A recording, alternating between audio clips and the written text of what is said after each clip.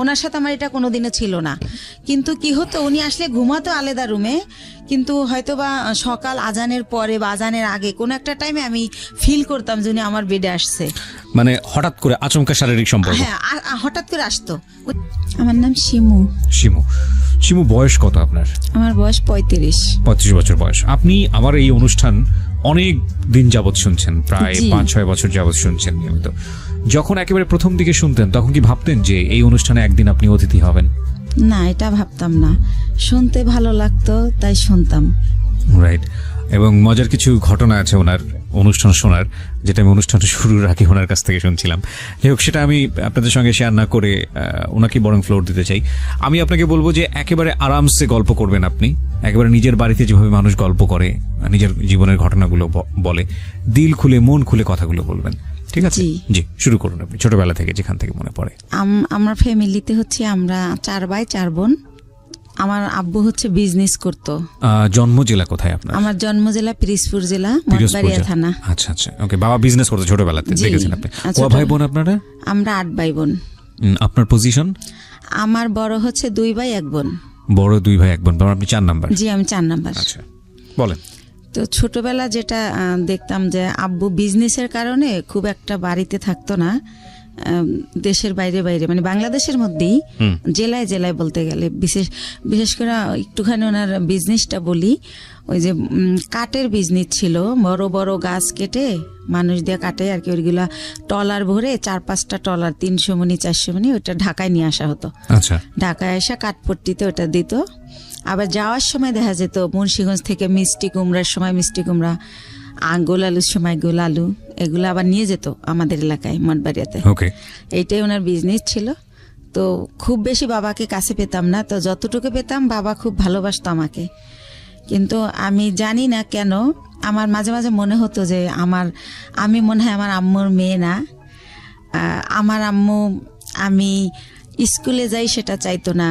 আমি সকালবেলা মাদ্রাসায় যেতাম পড়তে, আমার খুব ভালো লাগতো। আমার আম্মু সেটাও পছন্দ করতো না।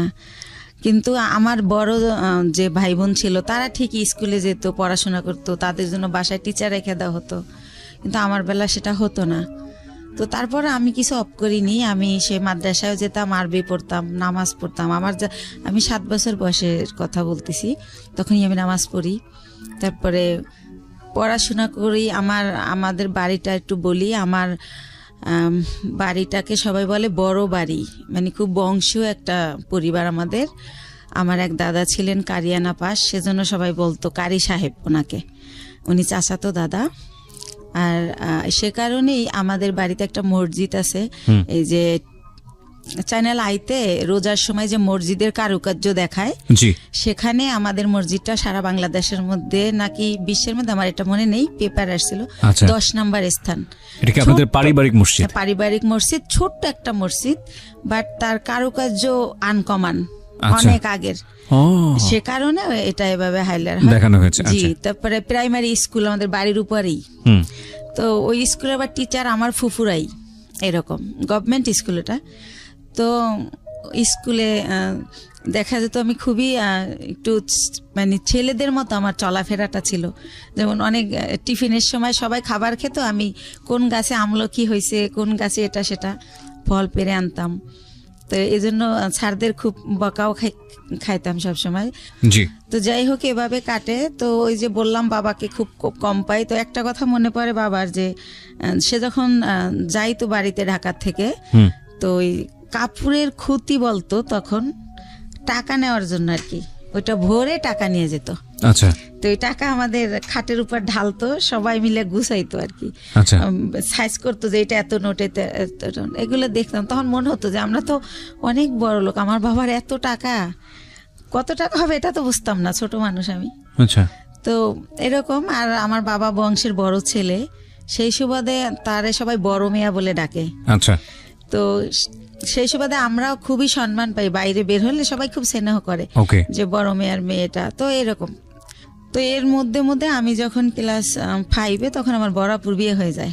তারপরে হচ্ছে আমি যখন ক্লাস 7-এ পড়ি, তখন একদিন আমি স্কুল থেকে এসে দেখি যে বাসায় কয়েকজন লোক ড্রয়িং রুমে বসা, টুপি পরা। তখন আমার বড় বোন আমার কাছে একটা পেপারস নিয়ে যায় যে এখানে একটা সই দে। তো আমি বলি রে কিসের সই, ওনারা কারা? তো বলে সই দিতে বলছি, সই দে, তোরা তো কিছু জানি না, লাভ আছে। আমাকে তাদের সামনেও নেয়নি, ঘরেই আমার বোন কাগজটা নিয়ে যায়। তখন আমি সই দিই। কিছুদিন পরে আমি শুনি যে আমার বিয়ে হয়ে গেছে। বিয়ে কি বা পুরো মানে ওই ছেলেটাও এখানে আসে নাই। তো কার সাথে বিয়ে হয়েছে কি আমি কিছুই জানতাম না। যেটা হয় এলাকায় এটা ছড়াই যায় যে আমার বিয়ে হয়েছে। স্কুলে গেলে সবাই বলে এই তোর নাকি বিয়ে হয়ে গেছে। তো বিয়ে কি এটাই তো আমি জানি না। তা আমি বলি যে কি বিয়ে হয়ে গেছে, কার সাথে বিয়ে হয়েছে, বিয়ে কেমনে হয়? বরাপুরে তো দেখছি দুলাভাইয়ের সাথে বিয়ে হয়েছে, তো আমি তো এরকম দেখি নাই কিছু। তো এভাবে বলি। তো একটা সময় আমি আমার আম্মুকে অনেক একটু রাগ করেই বলি যে আমার নাকি বিয়ে দিয়ে দিছো, সবাই বলে, এখন আমি আর স্কুলে যেতে পারি না, আমার লজ্জা করে, জিজ্ঞেস করে তোর জামাই কেমন এই সেই। তো আম্মু বলে যে এত কথার দরকার নাই, বিয়ে হয়েছে কিনা সময় হলে বুঝাই বলবো। তখন আপনি কোন ক্লাসে পড়েন? ক্লাস 7-এ উঠছি। ক্লাস 7-এ পড়েন, আচ্ছা। ছোটবেলা। তো এটা আপনাকে কিছুই বলা হয়নি, শুধু বলছে সিগনেচার করো? এরকম কিছুই হয় না, শুধু সিগনেচার। ধর্মীয় বিধান মতে এটা বিয়ে না, মানে আপনারা যদি বিয়েটাকে যদি আপনারা ধর্মীয় বিধানের জায়গা থেকে বলেন, আমাদের ধর্ম অনুসারে এটা বিয়ে হয়নি।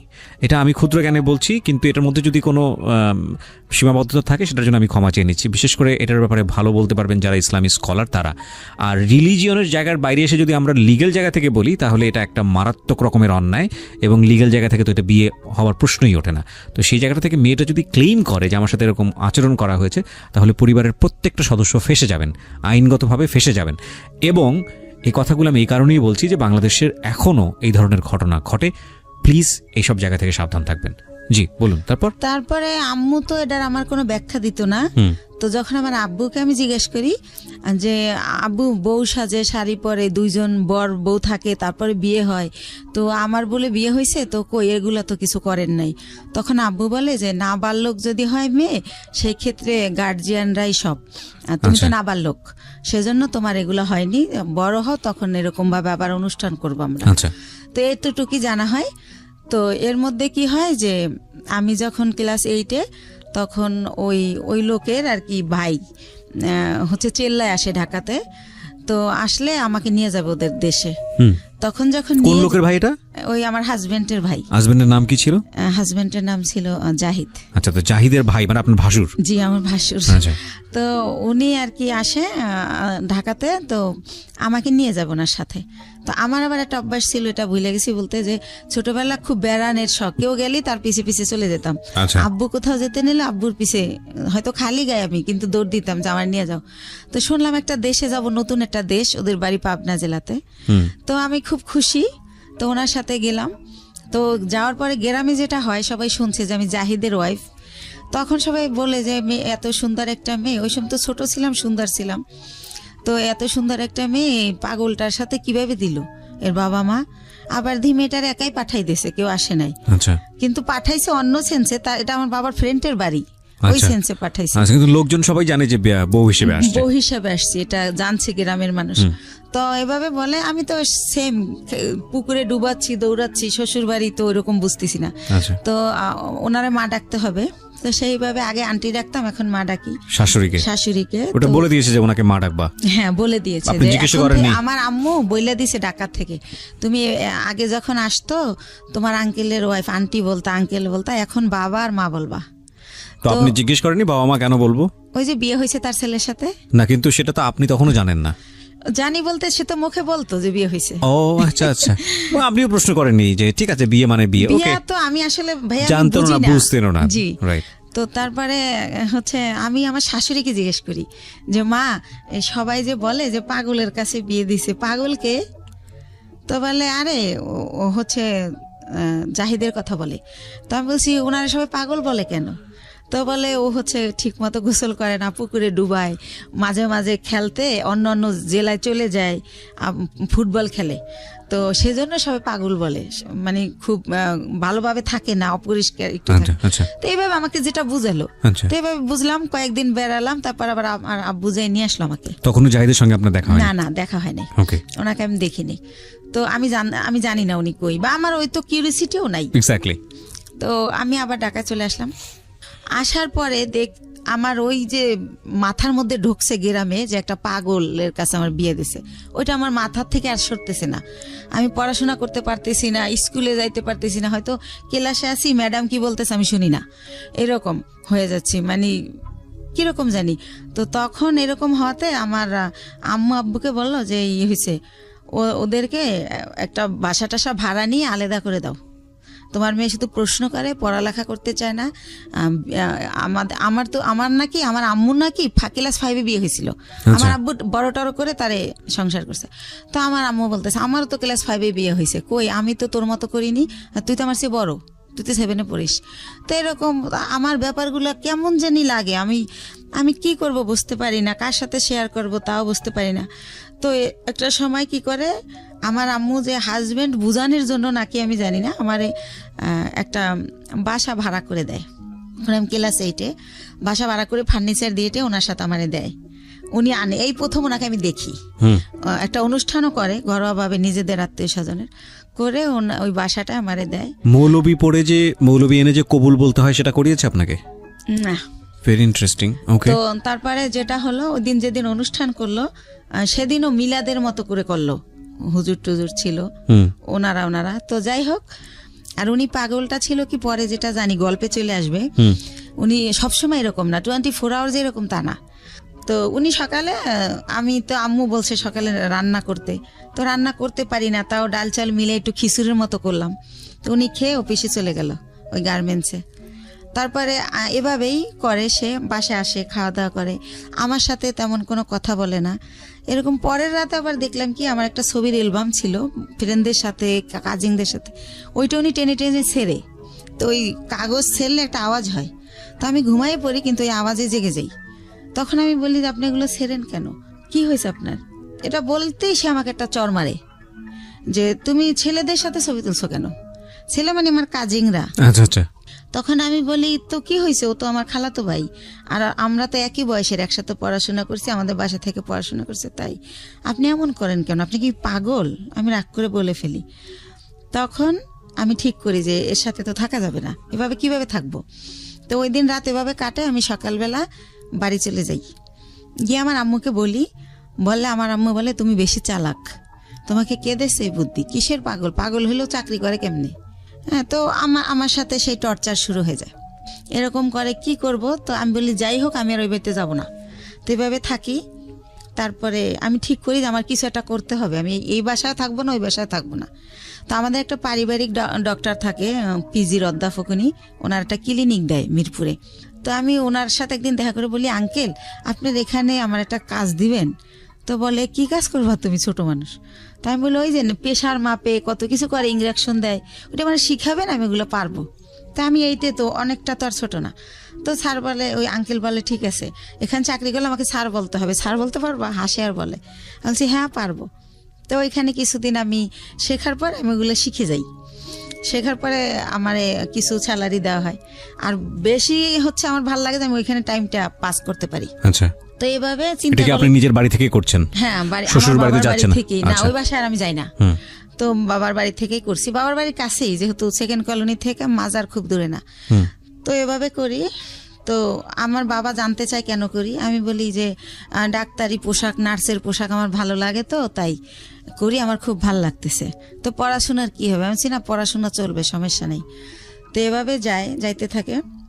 তো ওই লোকটা একেবারে অসুস্থ হয়ে পড়ে একটা সময়, মানে জাহিদ। আচ্ছা, আপনার হাজবেন্ড? হ্যাঁ, অসুস্থ হয়ে পড়লে ওনাকে অনেক জায়গায় ডাক্তার দেখানোর পর লাস্টে ওই ক্লিনিকেই ভর্তি করে আঙ্কেলের।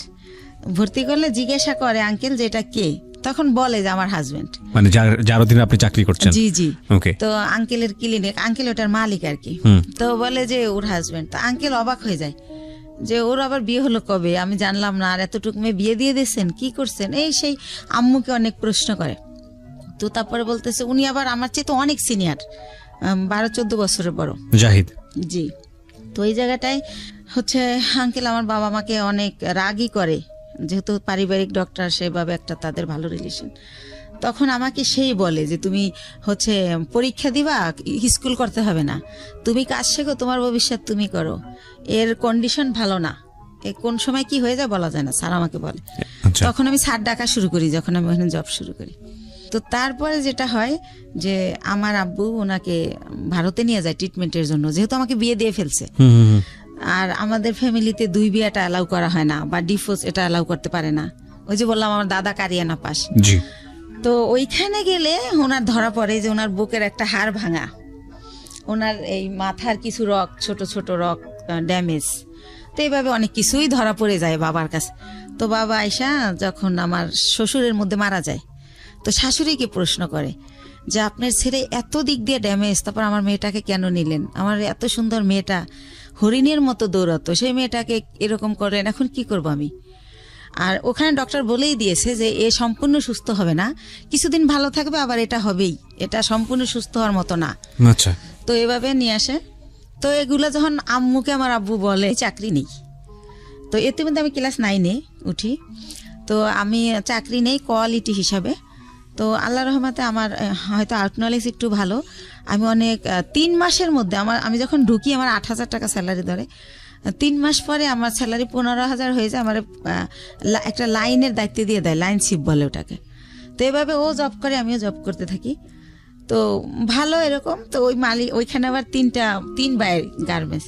তো 3 ছাড়ই হচ্ছে আমারে এত ভালো জানে যে এক স্যার যখন আসবে না, অন্য স্যার কি করে আমি জানি বলি, এভাবে আমাকে করে আর কি, যে তুমি আমাদেরকে বলবা। তো এভাবে স্যাররা আমার এক্সট্রা কিছু টাকা দেয়, এমনিতে আমি চাই না দেয়। আর আমি খুব কর্মঠ, খুব মন দিয়ে কাজ করি, এটা তাদের চোখে পড়ে। বা ডে বাই ডে আমি এত ইমপ্রুভ করি যে যারা 3 বছর চাকরি করে এত উন্নতি করে নাই। তো এভাবে স্যাররা খুবই ভালোবাসে আমাকে। তো এর মধ্যেই হচ্ছে আমার বেতন মোটামুটি 20,000-এর উপরে হয়ে যায়, এই এক্সট্রা টাকা নিয়ে, ওভার টাইম নিয়ে। এর মধ্যে ওই লোকটা আবার অসুস্থ হয়ে যায়, এমন অসুস্থ যে একদম হলুদ হয়ে যায়, একদম খারাপ অবস্থা হয়ে যায়। তো তখন আমার বাড়িতে নিয়ে যায় ওই মিরপুরে, নিয়ে আমার মা বোনেরা লতা পাতা জন্ডিস হিসাবে রস করে খাওয়ানো, ডাক্তার দেখানো, এগুলো করতে থাকে। এর মধ্যে ওই লোকের 3 মাস পর্যন্ত আমার কারণে মালিকে বেতন দেয় এমনি। আচ্ছা। যেহেতু আমারে ভালো জানে তারা মেয়ের মতো, সে কারণে বেতন দেয়। ওই লোককে মানে আপনার হাজবেন্ডকে? আমার হাজবেন্ড একই গার্মেন্টসে কাজ করতো? জি, একই গার্মেন্টসে কাজ করি। ওকে। এই যে আরো কিছু ওনার কিছু সিমটম ছিল। রাতের বেলা হঠাৎ করে মানে আমি ঘুমের মধ্যে দেখতাম কি সে মানে ভৌতিকভাবে আমার দিকে তাকায় আছে। ঘুমের থেকে উঠে, মানে ওনার দাঁতগুলো খুব বড় বড় ছিল, আর ওনার হচ্ছে উনি অনেক চেকন ছিল, অনেক লম্বা ছিল। তো উনি যখন খালি গায়ে এরকম করতো মনে হতো ভূত। তো আমি খুব ভয় পেতাম। তো ভয় পেলে কি হবে, আমি আবার ছোটবেলা থেকে তো কোরআন পড়তাম, নামাজ পড়তাম, তো ওইভাবে আবার দোয়া টোয়া পরে আবার ঘুমাই যেতাম। যেহেতু আমার অফিসটা ছিল সকাল 8টা থেকে রাতের 10টা পর্যন্ত, তো অনেক হার্ডওয়ার্ক করা হতো, রাতে খুব ক্লান্ত থাকতাম। তো আমি আর কেউ বলা বন্ধ করে দিলাম, কারণ ফার্স্ট দিকে যখন এর কথা বলতাম কেউই তো অ্যালাউ করতেছে না, আমাকে কেউ বুঝতেই আসে না। তো যাই হোক, এভাবে হয় আমার হচ্ছে। এভাবে চাকরি করতে করতে 2001 সালে আমি হচ্ছে 2000-এর শেষের দিকে আমি কনসেপ্ট করি, অফিসে মাথা ঘুরে পড়ে যাই। তখন আমারে হচ্ছে পরীক্ষা নিরীক্ষা করে ডাক্তারের কাছে নিয়ে দেখে যে আমার বাচ্চা পেটে।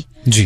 তো বাচ্চা পেটে দেখলেও আমি অসুস্থ, ওষুধ খাচ্ছি, রেস্ট, যখন মাথা ঘুরে যায় নামাজের রুমে রেস্ট নিচ্ছি, যেহেতু স্যাররা আমার ভালো জানে। তো সেভাবে আমি আমার জবটা চালিয়ে যাই। তো যখন 6 মাস হয়ে যায় তখন আমি আর পারি না, নিজের সাথে আর যুদ্ধ করতে পারি না, তখন আমি জবটা ছেড়ে দেই। তো এর মধ্যে আমার মোটামুটি বেশ কিছু টাকা সঞ্চয় হয়ে যায়। তো জবটা ছেড়ে দেওয়ার পর আমার বেবিটা যখন হয় 2001 সালের মানে জানুয়ারি মাসের 31 তারিখ রাত 12:30টায় হয় আমার ছেলেটা। সেখানেও বলি, আমাকে যখন একটা প্রাইভেট ক্লিনিকে নেয়, অন্য লোকে নেয়, আমার হাজবেন্ড নেয় না। আর আমি যে প্রেগনেন্ট, এই সময়টা আমার মার আমাকে একটু সময় দেওয়া উচিত, আমার কাছে থাকা উচিত, কিন্তু আমার মা সেটা করে না। তো সে কারণে আমি ওই ভাড়া বাসায় থাকি, মার কাছে আর থাকি না। তো আমি যখন আমারে অন্য মানে ভাড়াটিয়ারা নিয়ে যায় একটা ক্লিনিকে, সেখান থেকে আমার অবস্থা খারাপ দেখে, যেহেতু আমার বয়স কম, সেজন্য আমার অবস্থা খারাপ হয়ে যায়, বা আমার খাওয়া দাওয়া হয় না ভালো। তো আমার ঢাকা মেডিকেল নিলে তখন ডক্টররা বলে যে ইমিডিয়েটলি সিজার করতে হবে, না হলে বাচ্চা মা কাউকে বাঁচানো যাবে না। তো সিজার করবে, হাজবেন্ডের সিগনেচার লাগবে। এখন হাজবেন্ড কোথায়? তখন উনি আবার ওই অসুস্থ থেকে সুস্থ হয়ে মোটামুটি অফিস আবার যায়। ওই কোম্পানি আবার অফিসটা পুরান ঢাকায় নিয়ে যায়, সেখানে উনি জব করে। তো ওনাকে বারবার বলা হয় যে আপনি আসেন, আপনার সিগনেচার ছাড়া অপারেশন হবে না। বলে কেউ একজন দিয়ে দিলেই হয়, আমি যাব না, সে আর যাই না। তো এক পর্যায়ে আমার যে এক ভাইয়া, ওই যে বললাম যে আগে জব করতাম একসাথে, ওই ভাইয়াটা হাজবেন্ডের জায়গায় সিগনেচার করে। তো আমার সিজারে আমার ছেলেটা হয়। আপনার ছবি দেখাবো না, আমি নিয়ে আসছি মাশাল্লাহ। জি। তো আমার ছেলেটা ডক্টর হচ্ছে এভাবে পা ধরে ঝুলায় বেডে গিয়া, যখন আমার বেডে দেওয়া হয়, আমার যখন সেন্স ফেরে, তখন বলে যে আপনার ছেলেটা অনেক মেধাবী হবে, আমি এত বছর এই জবে আছি, এরকম খুবই কিউট, খুবই স্বাস্থ্যসম্মত হয় বেবিটা, তো ওরে ডাক্তারি পড়াবেন, আমার রিকোয়েস্ট রইলো, এভাবে বলে কথা বলতে বলতে। তো হসপিটালে আমি 10 দিন থাকি, ওখানে রাখা হয় 7 দিন, কিন্তু যেহেতু আমি ছোট, তার মধ্যে সিজার হয়, এই জন্য 10 দিন রাখে। তো এর মধ্যে কি হয়, আমার মা যেদিন আমার সিজার হয় তার পরের দিন আমার মার বাসার একটা কাজের মেয়েকে পাঠিয়ে দেয়, কিন্তু আমার মা যায় না। তো কাজের মেয়েকে জিজ্ঞেস করি, লাখি আম্মু আসলো না? বলে যে তার শরীর ভালো না, জ্বর। তো লাখি আমার সাথে থাকে হসপিটালে। আচ্ছা। আর একটা বুয়া, তখন বাচ্চার বয়স কত? না আমার বাচ্চা তো মাত্র হলো, আমি হসপিটালে। ওকে, ঠিক আছে। তো আমার হসপিটালে তো একটা, আমি তো সিজারের, আমি তো বাচ্চার কিছু করতে পারবো না, সেজন্য এই খবর পেয়ে আমার মা লাখিকে পাঠায়, কিন্তু মা যায় না। তো 10 দিন পর আমার এই লাখি সহই আমার বাড়িতে নিয়ে যায়, আমার বাসায় নিয়ে যায়। তারপর আমার মা দেখতে আসে আমাকে। তখন আমি অনেক কান্না করে জিজ্ঞেস করি যে মা, তুমি কি সত্যি আমার মা? আমি হসপিটালে রইলাম, এত কষ্ট করলাম, তুমি আমার দেখতে আসলা না, এখন আসছো কেন? কয় আইসা কি অন্যায় করে ফেলছি? একটু পরেই চলে যাব, আসছি তোমার বাচ্চার চুল কামাইতে হবে তাই। তো আমি তো বুঝি না চুল কামাইতে হয় বা কিছু একটা। তো উনি আমার বাচ্চার চুল কামায়, ওই দিন থাকে, তারপরের দিন আবার চলে যায়। তো এর মধ্যে আমার ওই যে ভাইয়াটা যে সিগনেচার দিছিল, সেই ভাইয়াটা আমার বেবিটাকে দেখতে আসে। আসার পরে আমি ওনার সাথে শেয়ার করি যে ভাইয়া, আমি তো এখন জব করতে পারবো না, জব করলে আমার বাচ্চা কার কাছে রাখবো?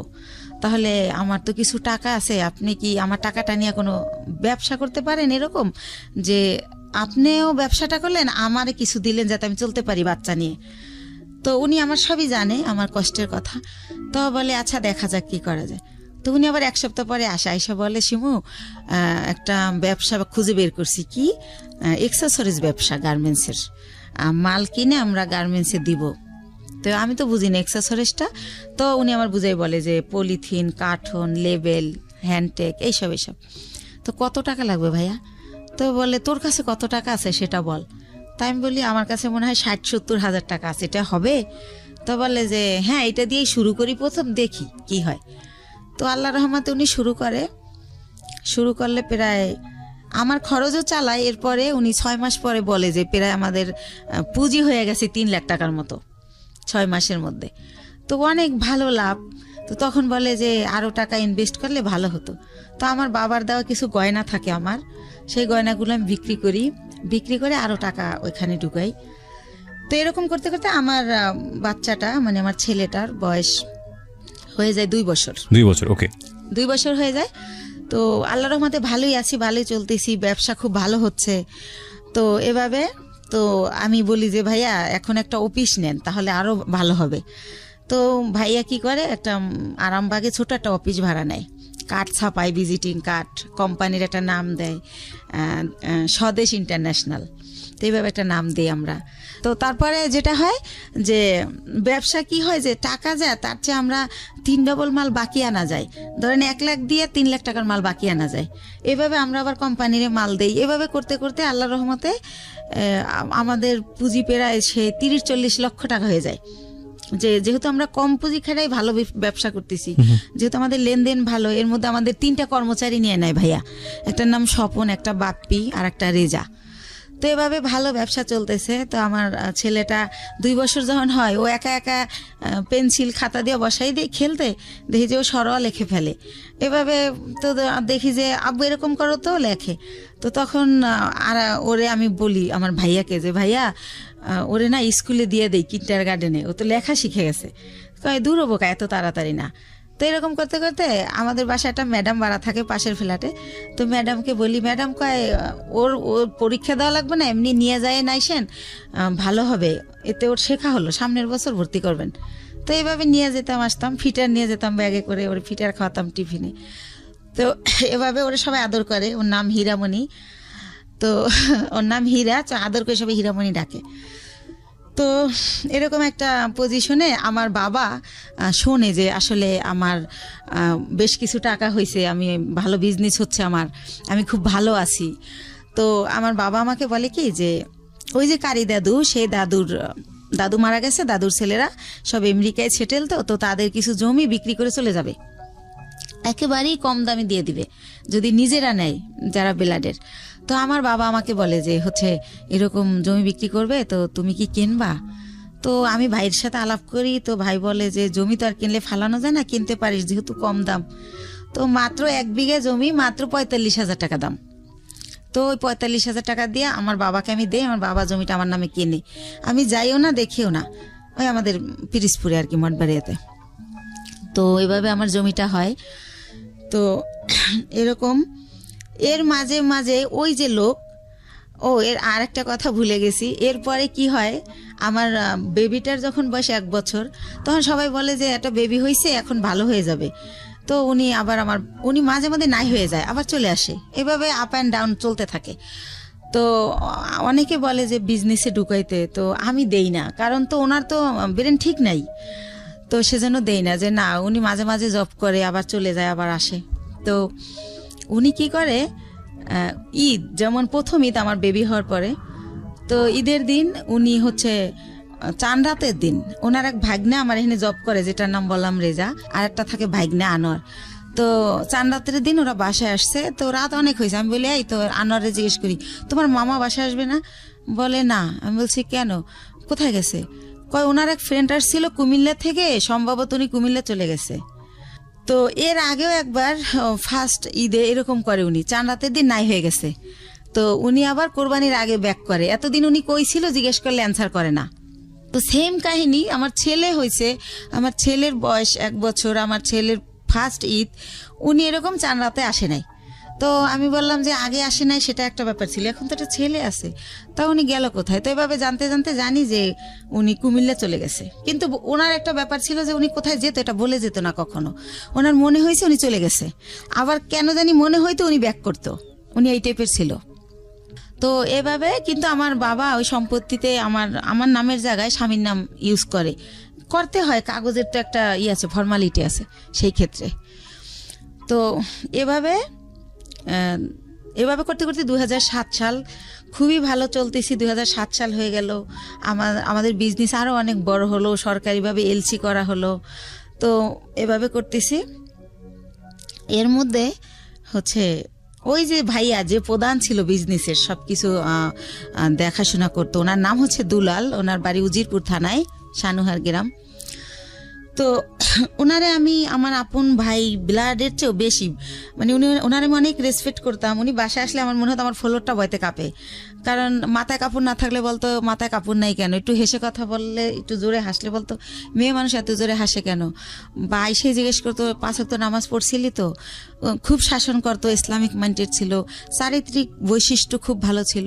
তো ওনারা অনেক রেসপেক্ট করতাম। তো উনি ছিল আমার সবকিছু। কোথায় কি আমি তো আর অত বুঝি না, মেয়ে মানুষ, বিজনেসটা উনি করতো, কিন্তু টাকা পয়সা যখন শর্ট পড়তো আমি ফ্রেন্ড সার্কেল দাঁড় করতাম, এরকম করে দিতাম, আবার ব্যাংক লোন করতাম, এরকম ভাবে চলতো। কখনো গহনা বিক্রি করতাম, এরকম চলতো। তো ভালোই। এর মধ্যে হচ্ছে 2007-এর দিকে উনি ফেরত আসলো ইভেন্ট, তখন আমি ওনাকে কোনোভাবেই রাখবো না। তো আমার বাবা মা সবাই বলল যে হচ্ছে শেষবারের মতো দেখো, এরপরে যদি চলে যায় তাহলে আর আমরাই ওনাকে কোনোভাবে আর অ্যালাউ করব না। তো সেবার উনি 3 মাস ছিল। আচ্ছা, 3 মাস কোথায় যেত আপনি জানতেন না? না, একদমই জানতেন না। ওনার বাবা মাও জানতো না, উনি যখন বিয়ের আগে ভাবে নাই হইতো, আচ্ছা, জানতো না উনি কোথায় যায়। তো যখন হচ্ছে 3 মাস ছিল, এবার 3 মাস থাকার পরে উনি আবার নাই হয়ে চলে যায়। তো তারপরে হচ্ছে কি, উনি যখন চলে যায় এই 3 মাস থেকে, এই লাস্ট, ওনার পাটার আসবে না, এরপর আমি অন্য ইয়েতে যাব। তো উনি যখন চলে যায় তখন আমার আবার বেবি পেটে চলে আসে, সেকেন্ড বেবি। কিন্তু একটা কথা ভাইয়া বলে রাখি, মানে হাজবেন্ড ওয়াইফ এক জায়গায় যাওয়া, হাজবেন্ড ওয়াইফ কথা বলা, একসাথে খাওয়া, ওনার সাথে আমার এটা কোনোদিনও ছিল না। কিন্তু কি হতো, উনি আসলে ঘুমাতো আলাদা রুমে, কিন্তু হয়তো বা সকাল আজানের পরে বা আজানের আগে কোনো একটা টাইমে আমি ফিল করতাম যে উনি আমার বেডে আসছে। মানে হঠাৎ করে আচমকা শারীরিক সম্পর্ক? হ্যাঁ, হঠাৎ করে আসতো, উনি আমার সাথে ঘুমাতো না, আসতো, আমি টের পাইতাম। অনেক সময় আমি এমনও হয়েছে যে ওনাকে আমি মেরেছি। হঠাৎ করে তুমি কেন আসলে? আমি ঘুমাইছি, বাচ্চাকে ঘুম পাড়িয়ে, বা আমার শরীর খারাপ, হঠাৎ করে ঘুমের মধ্যে তো আমার খারাপ লাগতো, আমি ধাক্কা টাক্কা দিতাম এভাবে। তো এভাবে উনি এই ওনার সাথে আমার রিলেশনটা শারীরিক যেটা বলেন এতটুকুই ছিল, এর বাইরে কিছু ছিল না। ভালো মন্দ কোনো কথা বলা ছিল না, কোনো দিনও ছিল না এটা। জি, সেকেন্ড বেবি আসলো। হ্যাঁ, সেকেন্ড বেবি আসলো। তো এখন আমি তো সেকেন্ড বেবি নেব না, কারণ আমি ফার্স্ট বেবির কারণেই আমি আমার জবটা ছেড়ে দিয়েছি, বিজনেসটাও মানুষ করতেছে। সেই ফার্স্ট বেবিরে আমি স্কুলে নিয়ে যাচ্ছি, আনতেছি, ওরে গান আবৃত্তি অভিনয় শিখাচ্ছি, বিভিন্ন সাবজেক্টে দিচ্ছি যে ও ভালো কিছু করবে। ও ছোটবেলা থেকে একা একা আসিফের গান করে 3 বছর বয়সে, তখন আর আমি 4 বছর বয়সে গানের স্কুলে দিয়ে দিই, গ্যান্ডারিয়া কিশালয় কচিকাচার মেলা, খুব ভালো একটা স্কুল ওটা, সাংস্কৃতিক।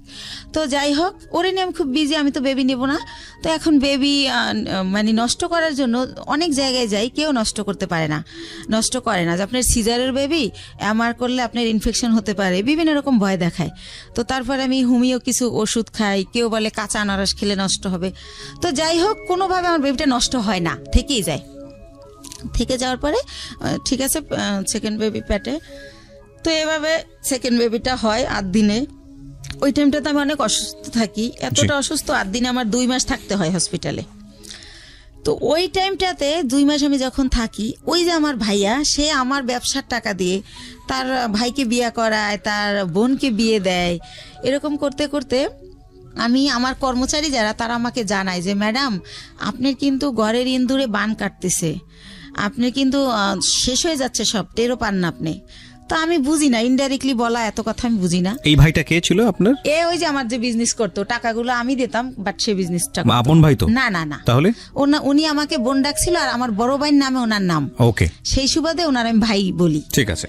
তো এইভাবে, তো আমি এগুলো শুনলে ওনার আমি এত বিলিভ করি যে এত বছর সে আমার বিজনেসটা, সেই 60,000 টাকা পুঁজি থেকে আল্লাহ রহমতে এখন 40-50 লক্ষ টাকার বিজনেস। সে যদি আমার ভালোই না বাসতো, এটা তো হতো না।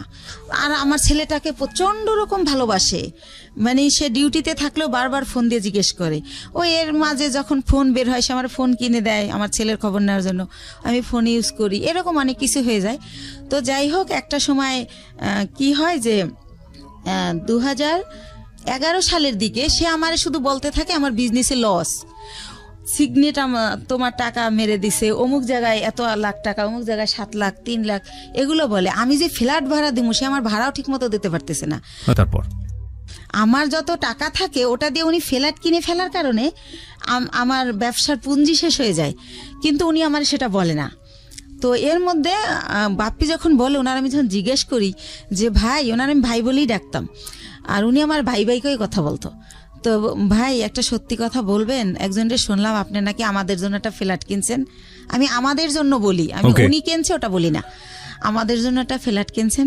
তখন হাসে আর কয়, এই গুলশান একটা ফ্ল্যাটের দাম জানিস? কিসের ফ্ল্যাট কিনছি গুলশানে? তুই ভুল শুনছিস। তো এর মধ্যে আবার সে আমার একটা সান্ত্বনা দিল যে রিভার ভিউতে 6 শতক জমি কিনছি তোর আর আমার নামে। হয়তো ওইটা কেউ শুনছে, বাপ্পিরে বলছিলাম, মনে হয় বাপ্পি তোরে ওইটা উল্টাভাবে বলছে। তো আমি ভাইয়ের কথাই বিশ্বাস করলাম, বাপ্পির কথা আর বিশ্বাস করলাম না। বাপ্পি আমাদের শুরু থেকেই কর্মচারী।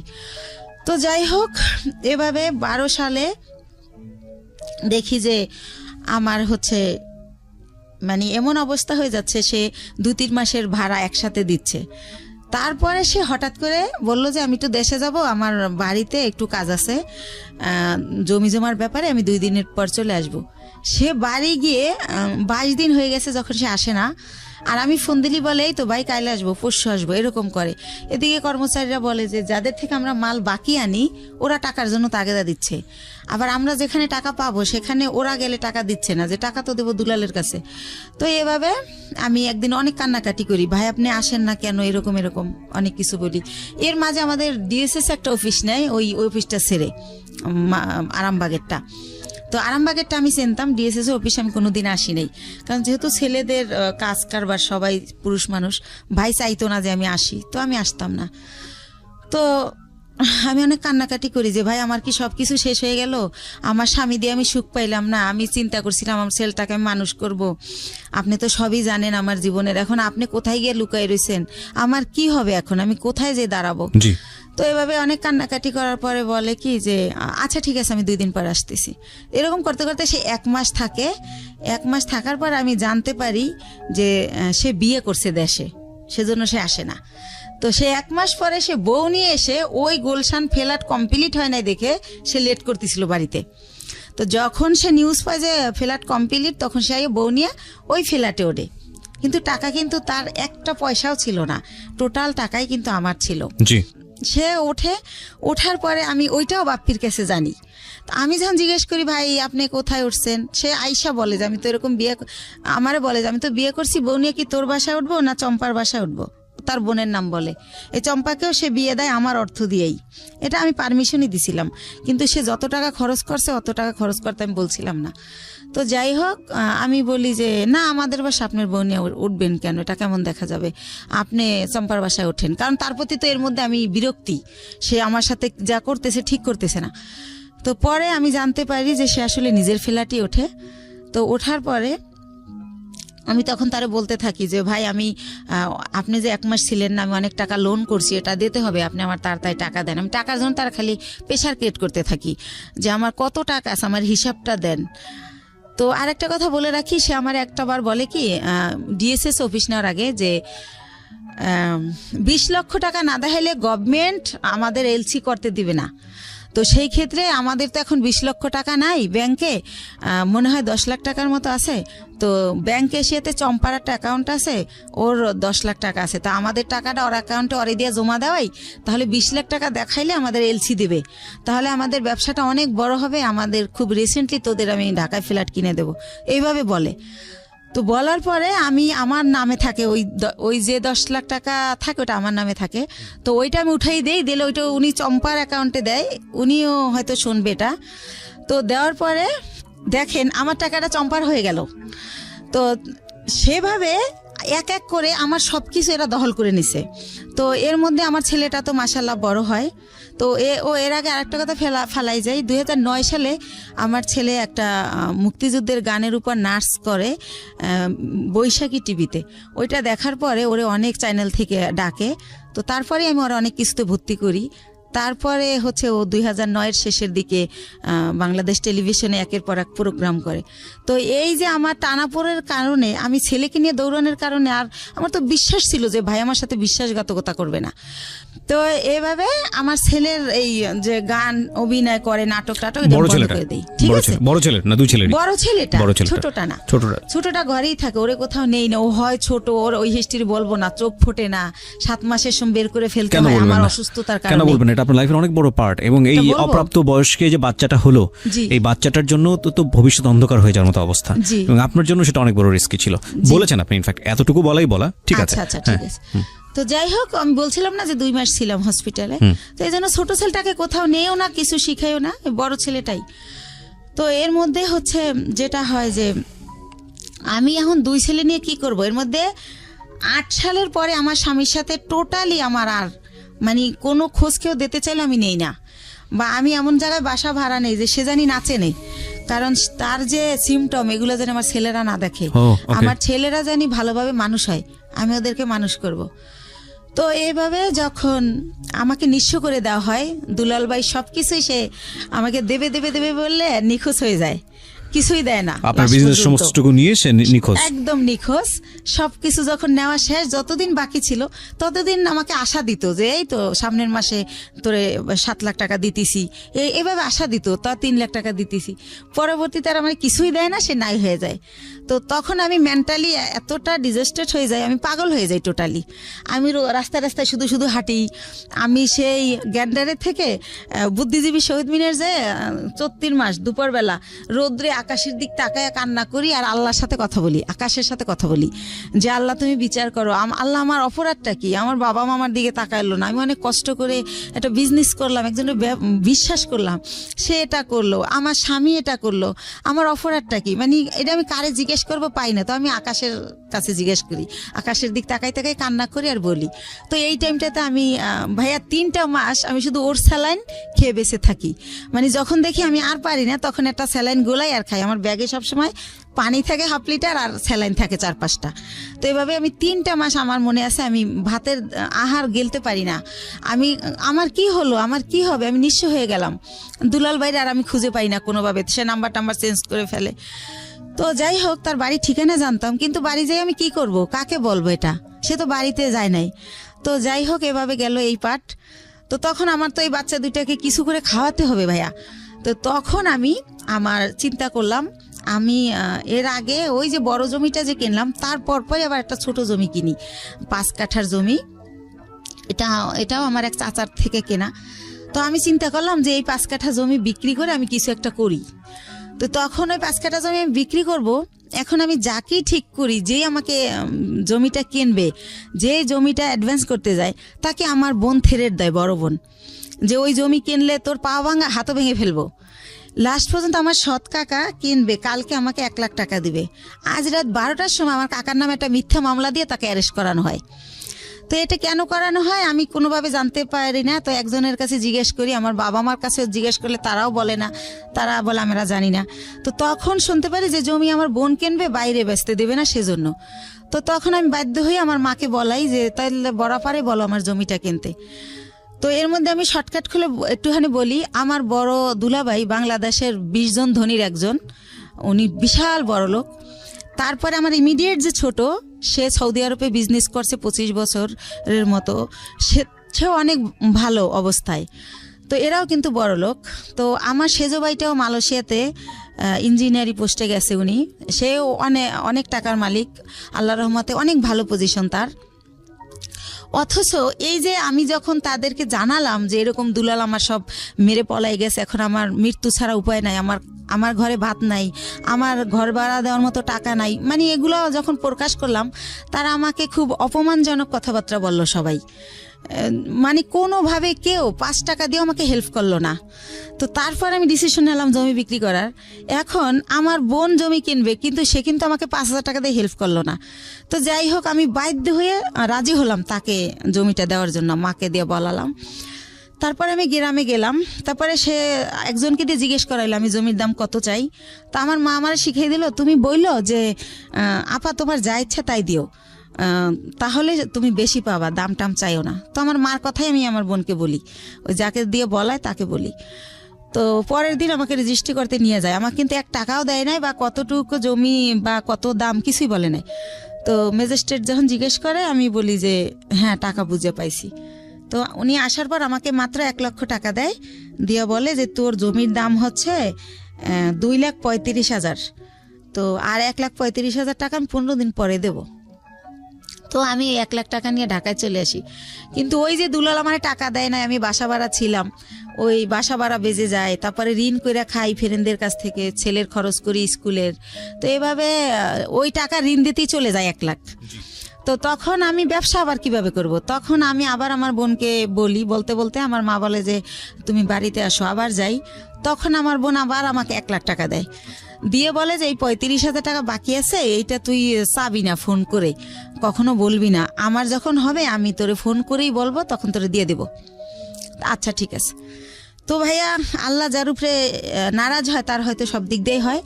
তো তখন উনি 1 লাখ টাকা দেয়, ওই টাকাটাই না আমি ইন্ডিয়ার ব্যবসা শুরু করি। তো ব্যবসা শুরু করি ইন্ডিয়ার কসমেটিকের ব্যবসা। কয়েকজন আপার সাথে পরিচয় হয়, তাদের সাথে যাতায়াত করি, এভাবে চলতেছি। হঠাৎ করে আমার ব্যাক পেন শুরু হয়, আমি উঠতে পারি না, বসতে পারি না, খুব যন্ত্রণা। তো বাংলাদেশে যখন ডাক্তার দেখাতে দেখাতে পরীক্ষা নিরীক্ষার পর যেটা বলে যে আমার একটা কিডনি ড্যামেজ হয়ে গেছে। ওহো, তো একটা কিডনি ড্যামেজ কত হয়ে সালের ঘটনা গেছে। এটা? কত সালের ঘটনা? এটা হচ্ছে 13 সালের ঘটনা। 13 সালের ঘটনা। তো ড্যামেজ তখন তো আপনার জাহিদের সঙ্গে যোগাযোগ সম্পূর্ণ off। সম্পূর্ণ off। কোথায় আছে, কি করছে, আমি কিছু কিচ্ছু জানেন না? জানি না। না, তো তখন আমার ড্যামেজ হয়ে গেল। তো আমার আত্মীয় স্বজনকে আমি ব্যাপারটা জানাই, মানুষ দিয়ে জানাই। কিন্তু ভাইয়া কষ্টের কথা হলো, আমার এক সৎ ফুফুর ক্যান্সার হয়েছিল, তাকে কেমো দেওয়ার জন্য আমার বোন প্রতি মাসে তার কেমোর খরচটা দিত। কিন্তু বাইরের মানুষেরে দেয়, যে ওর মেয়ে বিয়ে হয় না, বিয়ে দিয়ে দেয়, যার যা লাগে দেয়। কিন্তু সে আমাকে কোনোভাবে হেল্প করলো না। হেল্প না করলে আমার যে পুঁজিটা ছিল ওইটা দিয়া আরেকটু বলি, তো বাংলাদেশে বলে ড্যামেজ হয়ে গেছে। তো আমার অনেকে বলে যে ইন্ডিয়ার ডাক্তার ভালো, ইন্ডিয়াতে দেখাও। তো ইন্ডিয়া দেবী শেঠি নামের একটা হসপিটাল মুকুন্দপুরে, সেখানে আমি দেখাই। ডক্টর বুজুরিয়া, উনি কিডনি বিশেষজ্ঞ ছিলেন। তো উনি পরীক্ষা নিরীক্ষার পর বলে যে আপনার কিডনি ড্যামেজ হয় নাই, এটা মিথ্যা রিপোর্ট, আপনার কিডনি ছোট হয়ে গেছে, একটা কিডনি একটু ছোট হয়ে গেছে, আপনি বেশ কিছুদিন অনাহারে ছিলেন, খাবার দাবার খাইতেন না, সেই জায়গার থেকে এটা হয়েছে। তো আপনি ঠিকমতো খাবেন, পানি খাবেন, আর প্রস্রাবে ধরলে লেট করবেন না। আর ওষুধ দেয় 3 মাসের। তো 3 মাস ওষুধ খাওয়ার পর আল্লাহর রহমতে মাত্র 2টা আইটেম ওষুধ দেয়, কিন্তু আমি 3 মাস পর আল্লাহর রহমতে ভালো হয়ে যাই। তো ভালো হয়ে যাই, এরপরে চাবি না, আমি ইচ্ছা মতো দেব। অথচ আমি যখন 6 মাস পরে আমার চলতেছে না, তখন চাই, তখন সে অস্বীকার করে। আর একটা কথা ভাইয়া, সে হচ্ছে বাইরে আমার এই জমিটা যারা কিনতে চাইছে তারা 5 লাখ টাকা দিতে চাইছে, 5 কাঠা 5 লাখ, কিন্তু আমারে দিবে 2,35,000। তারপরও আবার এই 35,000 টাকা সে না স্বীকার জান। আমি বলি, আপা তুমি তো মিথ্যা বলো না, মনে হয় ভুলে গেছো, মনে নাই, একটু মনে করে দেখো। সে আমারে অখাদ্য ভাষায় গালাগালি করে, ওই টাকাটা আর দিলই না। তো এভাবে যায়। আর একটা কথা ভাইয়া, সে তারা মনে হয় নাম কেনে, শববরাতের পরে টেরাক বইরা গ্রামে গ্রামে কাপড় লুঙ্গি সবাইকে দেয় প্রতি বছর। তো আমি হচ্ছে 2 বছর আগে, মানে আমার ছেলে তো এবার দিল ইন্টার পরীক্ষা, তো ইন্টার যখন ও ফার্স্ট ইয়ারে ভর্তি করে মরে, তো ওই যে আমি অসুস্থ ছিলাম, আমার অনেক অভাব, তো তখন আমি ওরে বলি যে হচ্ছে আমার ছেলেরে ভর্তি করব কলেজে, ভর্তির তোরা হচ্ছে এমনি বলি ডাইরেক্ট যে তোরা তো সবাই জাকাত দেস, নাইলে তোদের জাকাতের টাকা থেকে আমার কিছু টাকা দে, আমার ছেলেটার ভর্তি করি। তো আমার 1 ভাই আর 2 বোনরে বলি। তো তারপর তারা আমার যেটা জানায় যে হাদিসে আছে যারা ব্লাড কালেকশনের এদেরকে জাকাত দিলে জাকাত কবুল হয় না। এটা আমার জানা মতে এটা একটা ভুল ইনফরমেশন। এটা তো ভুল, জি জি, এটা আমিও জানি এটা ভুল, কিন্তু তারা এটা বলে। যাই হোক, তারপরে আমি যেমনি হোক ছেলেকে ভর্তি করি। তো এভাবে আবার ভর্তি করার পর বই কেনা হয় না দেখে ছেলে কলেজে যায় না, ছোট বোনের বাসায় একটা অনুষ্ঠানে যায়, সেখানে আমার যে ইমিডিয়েট বোনটা ও আসে। তো ওরে বলে যে তুই কলেজ যাওয়া শুরু করছিস? কয় না, আম্মু তো এখন আমার বই কিনে দেয় না, এই জন্য যাই না, যাবো কয়েকদিন পরে। আম্মুর তো অনেক সমস্যা, কি যে করব, মনে হয় কি পড়াশোনার দরকার নেই, একটা জব নিয়ে নিই। তো আমি তো ছোট মানুষ, আমার জব দিব কে? আমার বোন উঠে বলে কি যে তোর মার এত সম্পদ আছে, তোদের কিসের অভাব, সম্পদ বেচে তোর পড়ালেখা কর, তুই বড় হলে চাকরি করবি। তো এত সম্পদ নাই ভাইয়া, মাত্র ওই যে বলছিলাম আপনারা যে 1 বিঘা জমি কিনছিলাম 45,000 টাকায়, ওইটা এখন হয়তো 15-20 লাখ টাকা দাম উঠছে বাইরে, কিন্তু আত্মীয়রা কিনলে আবার দিব অর্ধেক দাম। তো এছাড়া আর নাই। তো এটা বলে আমার ছেলে খুবই কষ্ট পায়। তারপর আমার বাসায় এসে বলে যে আমরা যদি না খাইয়ে মারাও যাই, বা তুমি যদি বিনা চিকিৎসায় মারা যাও, রাস্তায় আমি ভিক্ষা করব, কিন্তু তোমার পরিবারের কাছে আর কিছু বইলো না। তোমার বোন আমাকে এই কথা বলছে। আমার ছেলে অনেক কষ্ট পাইয়া বলে। তখন আমি বলি থাক, এগুলো মনে থাকবে, তুমি যদি কখনো বড় হও মনে রাখবা যে কে কি করছিল। তো এভাবে গেল। তো আমার হচ্ছে এই হচ্ছে আমার বোনদের অবস্থা। ইভেন্ট তারা কোরবানি দেয়, আমার বড় বোন। এটা সবার জানা উচিত যে আসলে এরকম হয় না কি বোন বা ভাই বা পরিবার। আমার বড় বোন যেহেতু আমার বাবার দেশে অনেক জমি তার কেনা, সে কারণে সে কিছুদিন থাকে বরিশাল, কিছুদিন থাকে ঢাকা, ঢাকায়ও তার বাড়ি। তো সে ঢাকায় একটা গরু কোরবানি দেয়, একটা দেয় হচ্ছে আমার বাবার বাড়িতে, একটা দেয় আমার গ্রামের এক কিনারে হচ্ছে একটা হাই স্কুলে বিলিয়ে দেয়। অথচ আমি আপন বোন, আমারই কিন্তু 2 কেজি গোশ দেয় না যে আমার বাচ্চারা কি খাবে। বা এই যে গ্রামে বইরা ট্রাক বইরা কাপড় দেয়, কোনো সময় বলে না 2,000 টাকা দিলাম তোর 2 ছেলের 2টা শার্ট কিনে দিস, কখন এটা তারা করে না, এই হেল্পটু তারা করে না। আমার অনেক কষ্ট, তো এই জন্য তাদের কাছ থেকে আমি একেবারেই দূরে আছি, কথাবার্তা বলি না। আর একটা কথা বলি, 3 বছর আগে একবার ঈদে দেশে গেছি, তো লঞ্চ স্টিমারে আমরা আসি, তো ঈদের সময় খুব ভিড় থাকে, আর ওই সময় কেবিনে অনেক বেশি ভাড়া নেয়, তো একটু কমলে ভিড় আসবো। তা আমি শুনি আমার মা কাজের মেয়েকে বলে, আমার বাড়িতে সবাই কাজের মেয়েরা কাজ করে, আমার মা বোঝে নাই যে আমি পিছনে, কাজের মেয়েকে বলে একটু কষ্ট করে কর, কি করবি। আমি ভাবছি আসছে 2 দিনের জন্য, 15 দিন হয়ে গেছে এখনো যায় না, আল্লাহই জানে কবে যাবে। মানে আপনার মা এটা বলছে? আমার মা বলে আমি 2 ছেলেকে নিয়ে বেড়াতে গেছি সেজন্য, তো আমি যে ভিড়ের জন্য ছেলেকে নিয়ে রিক্স যদি লঞ্চ ডুবে যায় সেজন্য আসতেছি না, কিন্তু আমার মা কাজের মেয়েকে এই কথা বলে, আমি নিজের কানে শুনি। তো এইটা শোনার পরেই আমি বলি যে রওনা করি, যে আমি বাবা চলো আমরা এখন চলে যাব। তো আমার আব্বু বলে যে এখন তো লঞ্চের টাইমও না, স্টিমার টাইম নেই, কিসে যাবা? তো আমি বলি আমি বাসে যাবো। বাসের টিকিট আগে কাটতে হয়, আমি কই হাইটা যাবো ঢাকা। তো যাই হোক আমার আব্বা আটকায় যে কাল সকালে যাও, তো পরের দিন আর কি ঢাকা চলে আসি। তো যাই হোক এইভাবে গেল। এখন যেটা আসি সেটা হচ্ছে আমি তো তারপরে কি করব, আমার ওইভাবে আমি কিছু এনজিও থেকে ওই যে লোন দেয় আর কি, ওই এনজিও থেকে আশা বেরাক, ওইখান থেকে এর মধ্যে আপনার হাজবেন্ডের সাথে কোনো যোগাযোগ নাই? একদম পুরো কোনো যোগাযোগ নেই। ওকে। বা সে যে তার যে বাচ্চা আছে তার খবরও সে নেয় না, কোনোভাবেই না। তো আমি লোন তুলে তো ব্যবসা শুরু করি, কসমেটিক্সের ব্যবসা ইন্ডিয়া থেকে আইনা দোকানে দোকানে দেই, কিছু লাভ থাকে, ভালোই থাকে, চলতে পারি বাচ্চাদের নিয়ে। তো এভাবে এই ব্যবসা করতে থাকি। তো একা একা মাসে একবার ছেলেকে নিয়ে যাই, একবার আমি একা যাই, যেহেতু ছেলে পড়াশোনা করে, ছেলের তো সবসময় নেওয়া যায় না। তো এভাবে চলতেছি ভাইয়া, লোন টোন তুলে ব্যবসা করতেছি। তো এর মাঝে আবার কি হয়, আমার অনেক আগে আমার পায়ে একটা প্রবলেম হয়েছিল, কেউ একজন আমাকে মেরে এই গিটটা লড়াই দিছিল পায়ের, তো তখন ভালো হয়ে গেছিলাম। তো সেটা হচ্ছে কে একজনকে আমি নামই বলি, ওই যে আমার ভাই, যখন আমি তার একটু গালাগালি করছিলাম যে আপনি আমার টাকা দিয়ে ফ্ল্যাট কিনছেন আর আমার এখন ভিক্ষা করতে হবে, আমার কিচ্ছু নাই, আমি বাচ্চাদের নিয়ে কোথায় দাঁড়াবো।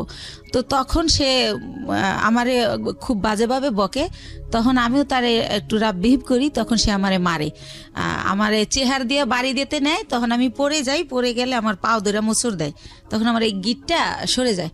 তো তখন আমি অনেক কান্না করি, আমার ছেলে খুব চিৎকার করে কান্না করে, আমার ছেলেকে আমি এত আদর করি মানে কি বলবো, আর আমার ছেলে ওরকম। তখন বলে বাবা তোমার আম্মু নাটক করতেছে, অত ব্যথা পায় নাই। তখনও বলে না মামা আমার আম্মু সত্যি ব্যথা পাইছে, ও খুব কান্না করে। তারপর আমার সুমানা হসপিটালে নিয়ে গেলে ডক্টর জিজ্ঞেস করে এটা কিভাবে হলো, তখন আমারে মাপ চায়, দূরে থেকে হাত দিয়া যে বলিস না, মাপ চায়।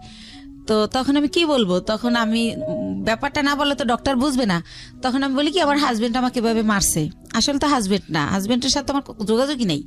তো এইভাবে ওই ব্যথাটা ভাইয়া হঠাৎ করে, যেহেতু ইন্ডিয়া যাতায়াত তো জানেন অনেক ঘন্টা বাসে বসে থাকতে হয়, তো অনেক ঘন্টা বসে আবার আসতে হয়, সে কারণে কি না হঠাৎ করে আমার ওই বাম পাটা আবার প্রচন্ড ব্যথা। তো আমার ছেলে আমাকে নিয়ে সরর দিতে গেল, ইয়াতে গেল, পঙ্গুতে গেল, তো তারা আবার রেফার করলো নিউরোলজি হসপিটালে। জি। তো নিউরোলজিতে আমাকে বললো এমআরআই করতে হবে। তো এমআরআই ওইখানে সরকারি এমআরআইতে ফি কম, কিন্তু 15 দিন পরে সিরিয়াল পরে। তো এই 15 দিন তো আমি সহ্য করতে পারবো না, আর আমি বেকার থাকলে আমার বাচ্চারা কি খাবে। তখন আমি বেসরকারি ইয়াতে পপুলারে যাই, ওই পপুলারে আমার থেকে 13,000 টাকা নেয় এই টেস্টটার জন্য। ওকে। তো এভাবে আমি টেস্টটা করার পরে তারা বলে যে আমার ওই যে পুরানা যে মোচড় দিছিল সেইখানকার একটা আঘাত আছে রগে, ওই কারণে আমার এই প্রবলেমটা হয়। তো বইলা দেয় যে আমার হচ্ছে একেবারে 6 মাস বেড রেস্ট, সোজা শুয়ে থাকতে হবে। আমি যদি সোজা শুয়ে না থাকি তাহলে আমার এই রগের প্রবলেম যাবে না। তো এভাবে ইঞ্জেকশন দেয়, ওষুধ দেয়, কমে না, বলার পর এইটা বলে তা আমি এতদিন যদি শুয়ে থাকি আমার বাচ্চারা কি খাবে, আমি ঘর ভাড়া দেবো কি দিয়া। তো তখন আমার বাচ্চা সবাই কাছে এটা বলে যে আমার মার এই অবস্থা, খুবই কান্নাকাটি করে, তার বাবার নাম্বার জানি কার কাছ থেকে সংগ্রহ করে তারেও ফোন করে যে আম্মু এরকম হসপিটালে ভর্তি। তো কোনো জায়গা থেকে কেউই আসে না, আল্লাহর রহমতে কেউই হেল্প করে না। তো আমার পরিচিত যারা আর কি, যাদের সাথে একসাথে বিজনেস করতে যাই, ইন্ডিয়া যাই আসি, অনেকগুলো মহিলা, আমরা সবারই যার যার সংসারের প্রবলেম, তারা এটা করে থাকে। তো ওই সব আপারা আমারে বলে যে বাংলাদেশে তো তুমি সুস্থ হইতে অনেক টাইম লাগবে, আর তোমার বাচ্চারা খাবে কি, তোমার আমরা কোলে করে শোয়াই বাসে করে ইন্ডিয়া নিয়ে নিয়ে যাই, হয়তো বা ইন্ডিয়া গেলে ভালো হবা। তো একটু তো আমার চলার ক্ষমতা না হলে আমি ইন্ডিয়া কিভাবে যাব। তার মধ্যে একটা কথা বলি ভাইয়া, আমারে যখন ওই পপুলারে ওই একটা মেশিন মানে টলিতে শোয়াই দেয়, তো 2জন নার্স কেউ আমাকে হেল্প করলো না। আমার ছেলেকে বলে কি উঠাই দাও তোমার মাকে। তা আমার ছেলে তো আর অত বড় না, সে আমারে তাও কিভাবে জানে আল্লাহ জানে, ও আমারে কোলে করে শোয়াই দেয়। তো ওইভাবে আমার এমআরআই যখন শেষ আমি বের হই, তখনও কোনো একটা নার্স আমাকে ধরে না, বলে এই তোমার আম্মুকে নামাও। তো আমার ছেলে আমাকে জায়গায় নামাইতে গিয়ে ছেড়ে দেয়, মানে আমার ভার বহন করতে পারে না। তখন ভাইয়া ব্যথার মধ্যে আরো ব্যথা পাই, তো এত চিৎকার করতে থাকি। তখন ছেলে নিজের অপরাধী ভাবে যে আম্মু আমি তো আর ব্যথা দিলাম। তখন ওরে ঠান্ডা করার জন্য আমি বলি না কিছু হয় নাই, এমনি তো আমার ব্যথা তো এমনিই করে, তোমার জন্য না। তো ও আবার আমার সরর দিতে নিয়ে যায়। নিয়ে গেলে কি হয়, ওখানে ইমার্জেন্সিতে একটা সাথে সাথে হাড়ের মধ্যে ইঞ্জেকশন দেয়। ওই ইঞ্জেকশনটা দিলে ব্যথাটা একটু কমে, এটা ও জানে, কয়েকবার নেছে। তো ও আমার আর ওই থেকে পপুলার থেকে বাসায় না নিয়ে যায় সরর দিতে। ওকে। তো ওই দিন এইভাবে যাওয়ার সময় যাই, যে সিএনজিটা দিয়ে নিয়ে যায়, তো ওই সিএনজি ড্রাইভারকে আমার ছেলে বলে, যেহেতু আমার ছেলে ছোট মানুষ, আমার বাসা থাকে তখন লেক সিটি হাউজিংয়ে, এবলক রোড নাম্বার 1 ওই বাড়িতে থাকি। তো বলে কি যে আঙ্কেল আপনার গাড়ি কোন দিকের? তো বলে এই যে মোহাম্মদপুর 3 রাস্তার। তো বলে কি যে আম্মুরে তো প্রতিদিন সন্ধ্যা ইঞ্জেকশন দিতে নিয়ে যেতে হয়, নিউরোলজিতে অথবা সরার দিতে। প্রতিদিনই মানে কয় ঘন্টা পরে জানি আমার ব্যথাটা বেড়ে যায়, আমার এটা মনে নাই। তখন বলে যে আপনি যদি নাম্বার দিয়ে যেতেন, ফোন দিলে আপনি এসে একটু নিয়ে যেতেন আমাদের, নাইলে আমি আম্মুরে রাইখা গাড়ি আনতে যাই, ড্রাইভাররা ভিতরে আসতে চায় না। তো এইভাবে ওই আমার ছেলে এই নাম্বারটা নেয় ওই ড্রাইভারের। তো তারপরে পরের দিন হচ্ছে আমার নিউরোলজিতে ওই যে রিপোর্ট নিয়ে যেতে হবে এমআরআই, যে আমার কি পজিশন দেখাইতে। তো উনি ফোন করে, আমার ছেলে আসে। তো যাই, তো গেলে কি হয়েছে, সরকারি তো সিরিয়াল থাকবেই। তো আমার ছেলে বলে আঙ্কেল আপনি কি একটু ওয়েট করে আমাদের নিয়ে যাবেন আবার বাসায়? ঠিক আছে বাবা নিয়ে যাব। তো উনি বসে, তো দেখি আধা ঘন্টা, তারপর আমার সামনে আরো 5 জন। তো আমি ফোন দিয়ে বলি যে ভাইয়া আপনি চলে যান, আমার অনেক লেট হবে। তো উনি বলে যে না আমি বসি, আপনি আবার পরে সিএনজি কোথায় পাবেন, তাছাড়া তো আমি আপনার সবসময় নিই। উনি ইচ্ছা করেই থাকে। তারপরে হচ্ছে এই লোকটা কি করে যে বসে থাকে। তো আমার যখন সব কাজ শেষ আমি আসি, তো আমি তো হুইল চেয়ারে থাকি, তখন আমি পায়ে হাঁটতে পারি না ভাইয়া, হুইল চেয়ারে আসি ওই গাড়ি পর্যন্ত। এখন ওই গাড়ি পর্যন্ত হুইল চেয়ার নামানো যাবে না, সিঁড়ি। তো সেজন্য আমার ছেলে তো আমার কোলে করেও নিতে পারতেছে না। তো আমার ছেলে বললো আঙ্কেল আপনি একটু আমার আম্মুর এক সাইড দিয়ে হাত ধরেন, আমি এক সাইড দিয়ে ধরি। তো এইভাবে আমার নিল। তা আমার বাসায় যখন নামাই দিল, আমি চিন্তা করলাম লোকটা প্রায় 1-1.5 ঘন্টা বসে আসিল। তো উনি তো এতক্ষণে অনেক টাকা মারতে পারতো। এমনি ওনার আমার যাতায়াত ভাড়া হয় 400 টাকা নিউরোলজি থেকে আমার বাসা যেহেতু মোহাম্মদপুরে। তো আমি ওনার একটা 1000 টাকার নোট দেই। তখন উনি বলে আপা আমার কাছে ভাঙতি নেই, আমি প্রথম আপনাকে নিছি। তো আমি বলি ভাইয়া ভাঙতি লাগবে না, পুরাটাই আপনাকে দিছি, আপনি তো অনেকক্ষণ বসেছিলেন। তো তারপরে যেহেতু আমার ডাক্তার বলে যে যতদিন অসহ্য ব্যথা না কমে প্রতিদিন সন্ধ্যায় ইঞ্জেকশন দিতে হবে, তো সে কারণে প্রতিদিন সন্ধ্যায় উনি আসে, এসে আমার নিয়ে যায় এই সিএনজিওয়ালা। এর মধ্যে ভাইয়া বলে রাখি আমার ছেলের হচ্ছে ইন্টারের পি টেস্ট পরীক্ষা। তো সে কারণে কি হয়, ছেলে যে টাইমে আমার ইঞ্জেকশন দিতে যাও ওই টাইমে ছেলের স্যার আসে। তো ছেলে উঠাই দেয় যে আঙ্কেল তো দিয়েই যাবে, যেহেতু আঙ্কেল বাসা চেনে। তো এইভাবে উনি আমার দিয়ে যায় নিয়ে যায় বিনামে আমি ভাড়া দেই। তো এইভাবে হয়। তো যখন একটু আমি মোটামুটি দাঁড়াতে পারি, তখন ওই আমার ওই যে আপারা যাগোর সাথে ইন্ডিয়া যাই, তাদের সাথে আমি ইন্ডিয়া চলে যাই ওখানে আবার ডাক্তার দেখাই অর্থোপেডিক। ওনারা আমার কিছু দেয়, ওইখানে থেরাপি দেয়, তারপরে মেডিসিন দেয়। তো মোটামুটি আল্লাহর রহমতে আমি যাই, কিন্তু হুইল চেয়ারে বলতে গেলে আসার সময় আমি হাইটে আসতে পারি। এভাবে আমি ভালোভাবে বাসায় আসি। তো উনি এখন তার আমি ইঞ্জেকশন দিতে যাই না, কিন্তু উনি এমনি ফোন দেয়, আপা কেমন আছেন, কই কি করেন, এরকম ফোন টোন দিতে থাকে। তো আমার যেহেতু অনেক ওইখান থেকে আমার মাল নিয়ে আসতে হয়, সেই মালগুলো আমার ভাইয়া মার্কেটে পৌঁছাতে হয়। পলোয়ালে, আপনার খদ্দর বাজার, এনএসকো টাওয়ার, কি ধরনের প্রোডাক্ট নিয়ে আসতেন? শ্যাম্পু, সেন্ট, সোনো, সাবান। এগুলো দিয়ে আপনার সংসার চলতো, মানে এই বিজনেস করেই? জি এইটা দিয়েই আমি চলি। তারপরে ভাইয়া ওই মালগুলো তো আবার পৌঁছাতে হয়। তো ওনারাই আমি ফোন দেই ইন্ডিয়া থেকে এসে ওই মাল দেওয়ার জন্য। তো তারপরে এইভাবে ওনার গাড়িতেই এই মার্কেটেটা দেই, উনি ওয়েট করে, আবার ওই মার্কেটে যাই, উনি ওয়েট করে। তো এইভাবে পরবর্তীতে যখন আবার আমি ইন্ডিয়া যাই, তো যেহেতু ওখানে যাওয়ার পর ওই যে পায়েরটা যে আগের বার দেখাই আসলাম, তো ডক্টর বলে যে হচ্ছে কি ওই ওখানকার ডক্টরদের ব্যবহার এত সুন্দর। তো আমার এই মা করে কথা বলে যে মা আপনার কি এখন কি অবস্থা কি জানতে চাই, বলি। তারপর বলে মা আপনি 3টা দিন এবার এখানে থাকেন, 3 দিন যদি আপনার থেরাপিটা দেওয়া হয় এখানে, তাহলে আপনি 100% সুস্থ হয়ে যাবেন। আর যেহেতু আমি বলছি যে আমি এই কাজ করে খাই, তো যেহেতু আপনি একটা কাজ করে খান, তাহলে আপনি লেন্থি নেওয়ার দরকার নেই। তো সে কারণে আমি ওই থেরাপির জন্য 3 দিন যে থাকবো, সেই 3 দিন আবার আজকাল পর এরকম না ভাইয়া, গ্যাপ দিয়ে। তো এভাবে আমার প্রায় 10-11 দিন ভারতে থাকতে হয়। আচ্ছা। তো 10-11 দিন পরে যখন আমি বাংলাদেশে আসি, বাংলাদেশে ঢোকার সাথে সাথে ওনার খালি ওই মিস কল আলাটে ওনার নাম্বার, মানে যে ওনার নাম হাসান। আচ্ছা আচ্ছা, সিনজিওয়ালা ভদ্রলোকের নাম হচ্ছে হাসান। হাসান, হ্যাঁ। তো উনি হচ্ছে এত আসতেছে ওনার মেসেজ, তো আমি আবার ভাইয়া বাসে উঠলে মাথা ঘোরে একটু, সেজন্য ফোনও ইউজ করি না, খুব জরুরি ছাড়া হ্যালো বলি না, ফোন থুয়ে দেবে আগে। তো এত SMS, তারপর আমি একটু ব্যাক করলাম যে ভাইয়া এতবার ট্রাই করছেন কেন? তো বললো আপনি কোথায় ছিলেন, মানে সে বলতে স্যার চিৎকার করে কাঁদতেছে, 11 দিন হয়ে গেছে আপনার কোনো খোঁজ নাই, আপনি কি মানুষ, আপনি এরকম পারলেন কি করে, এই সেই উনি ওনার মতো বলেই যাচ্ছে নো স্টপ। তো আমি বলি যে ভাইয়া আমি তো ভাবছিলাম 2 দিন পর আসবো, কিন্তু আমার অসুস্থতার কারণে আমার 11 দিন লাগছে। তো বলছে এবং কাঁদছে। হ্যাঁ, উনি বলতে স্যার কাঁদতেছে, ওনার নাকি অনেক কষ্ট হচ্ছিল, উনি খুব মিস করছিল, উনি আমার বাসার সামনে যে ঘুরে আসতো, এভাবে বলতেছে। আমি অবাক হলাম যে ওনার সাথে তো আমার ওরকম কিছু না, জাস্ট কয়েকদিন ওনার গাড়িতে চড়ছি, এই তো। তো উনি এরকম কেন করলো বুঝলাম না, আমি নিজে নিজে গাড়িতে বসে এটা ইয়া করতেছি। তারপর ওই আপাদের আমার পাশে সাজেদ আপা বাসা, ওনারে শেয়ার করলাম যে আপা এরকম। তা আপা বললো ওই লোকটা তোমারে ভালোবাসে। তাই আমি বলি কি যে আমার যে 2 ছেলে, আমার যত ভালোবাসা তো ছেলেদের, আর আমি ছেলে ছাড়া জীবনে কিছু ভাবি না। দেখেন আজকে 8 বছর ওর বাবার সাথে আমার কোনো যোগাযোগ নাই, তারপরেও কিন্তু আমি এই ছেলেদের নিয়ে আসি। আর এখন তো ধরতে গেলে বুড়োই হয়ে গেছি, এখন আর ভালোবাসা টাসার কোনো দাম নাই। এরকম মনে হয় এমনি বলে বা কিছু একটা, আপার সাথে এইভাবেই কথা হলো। তারপরে পরের দিন অ্যাজ ইউজুয়াল ওই যে আমার তো মাল দিতে যেতে হবে, আমি যেদিন আসি তার পরের দিনই মাল না দিলে তো আমার টাকা দিবে না।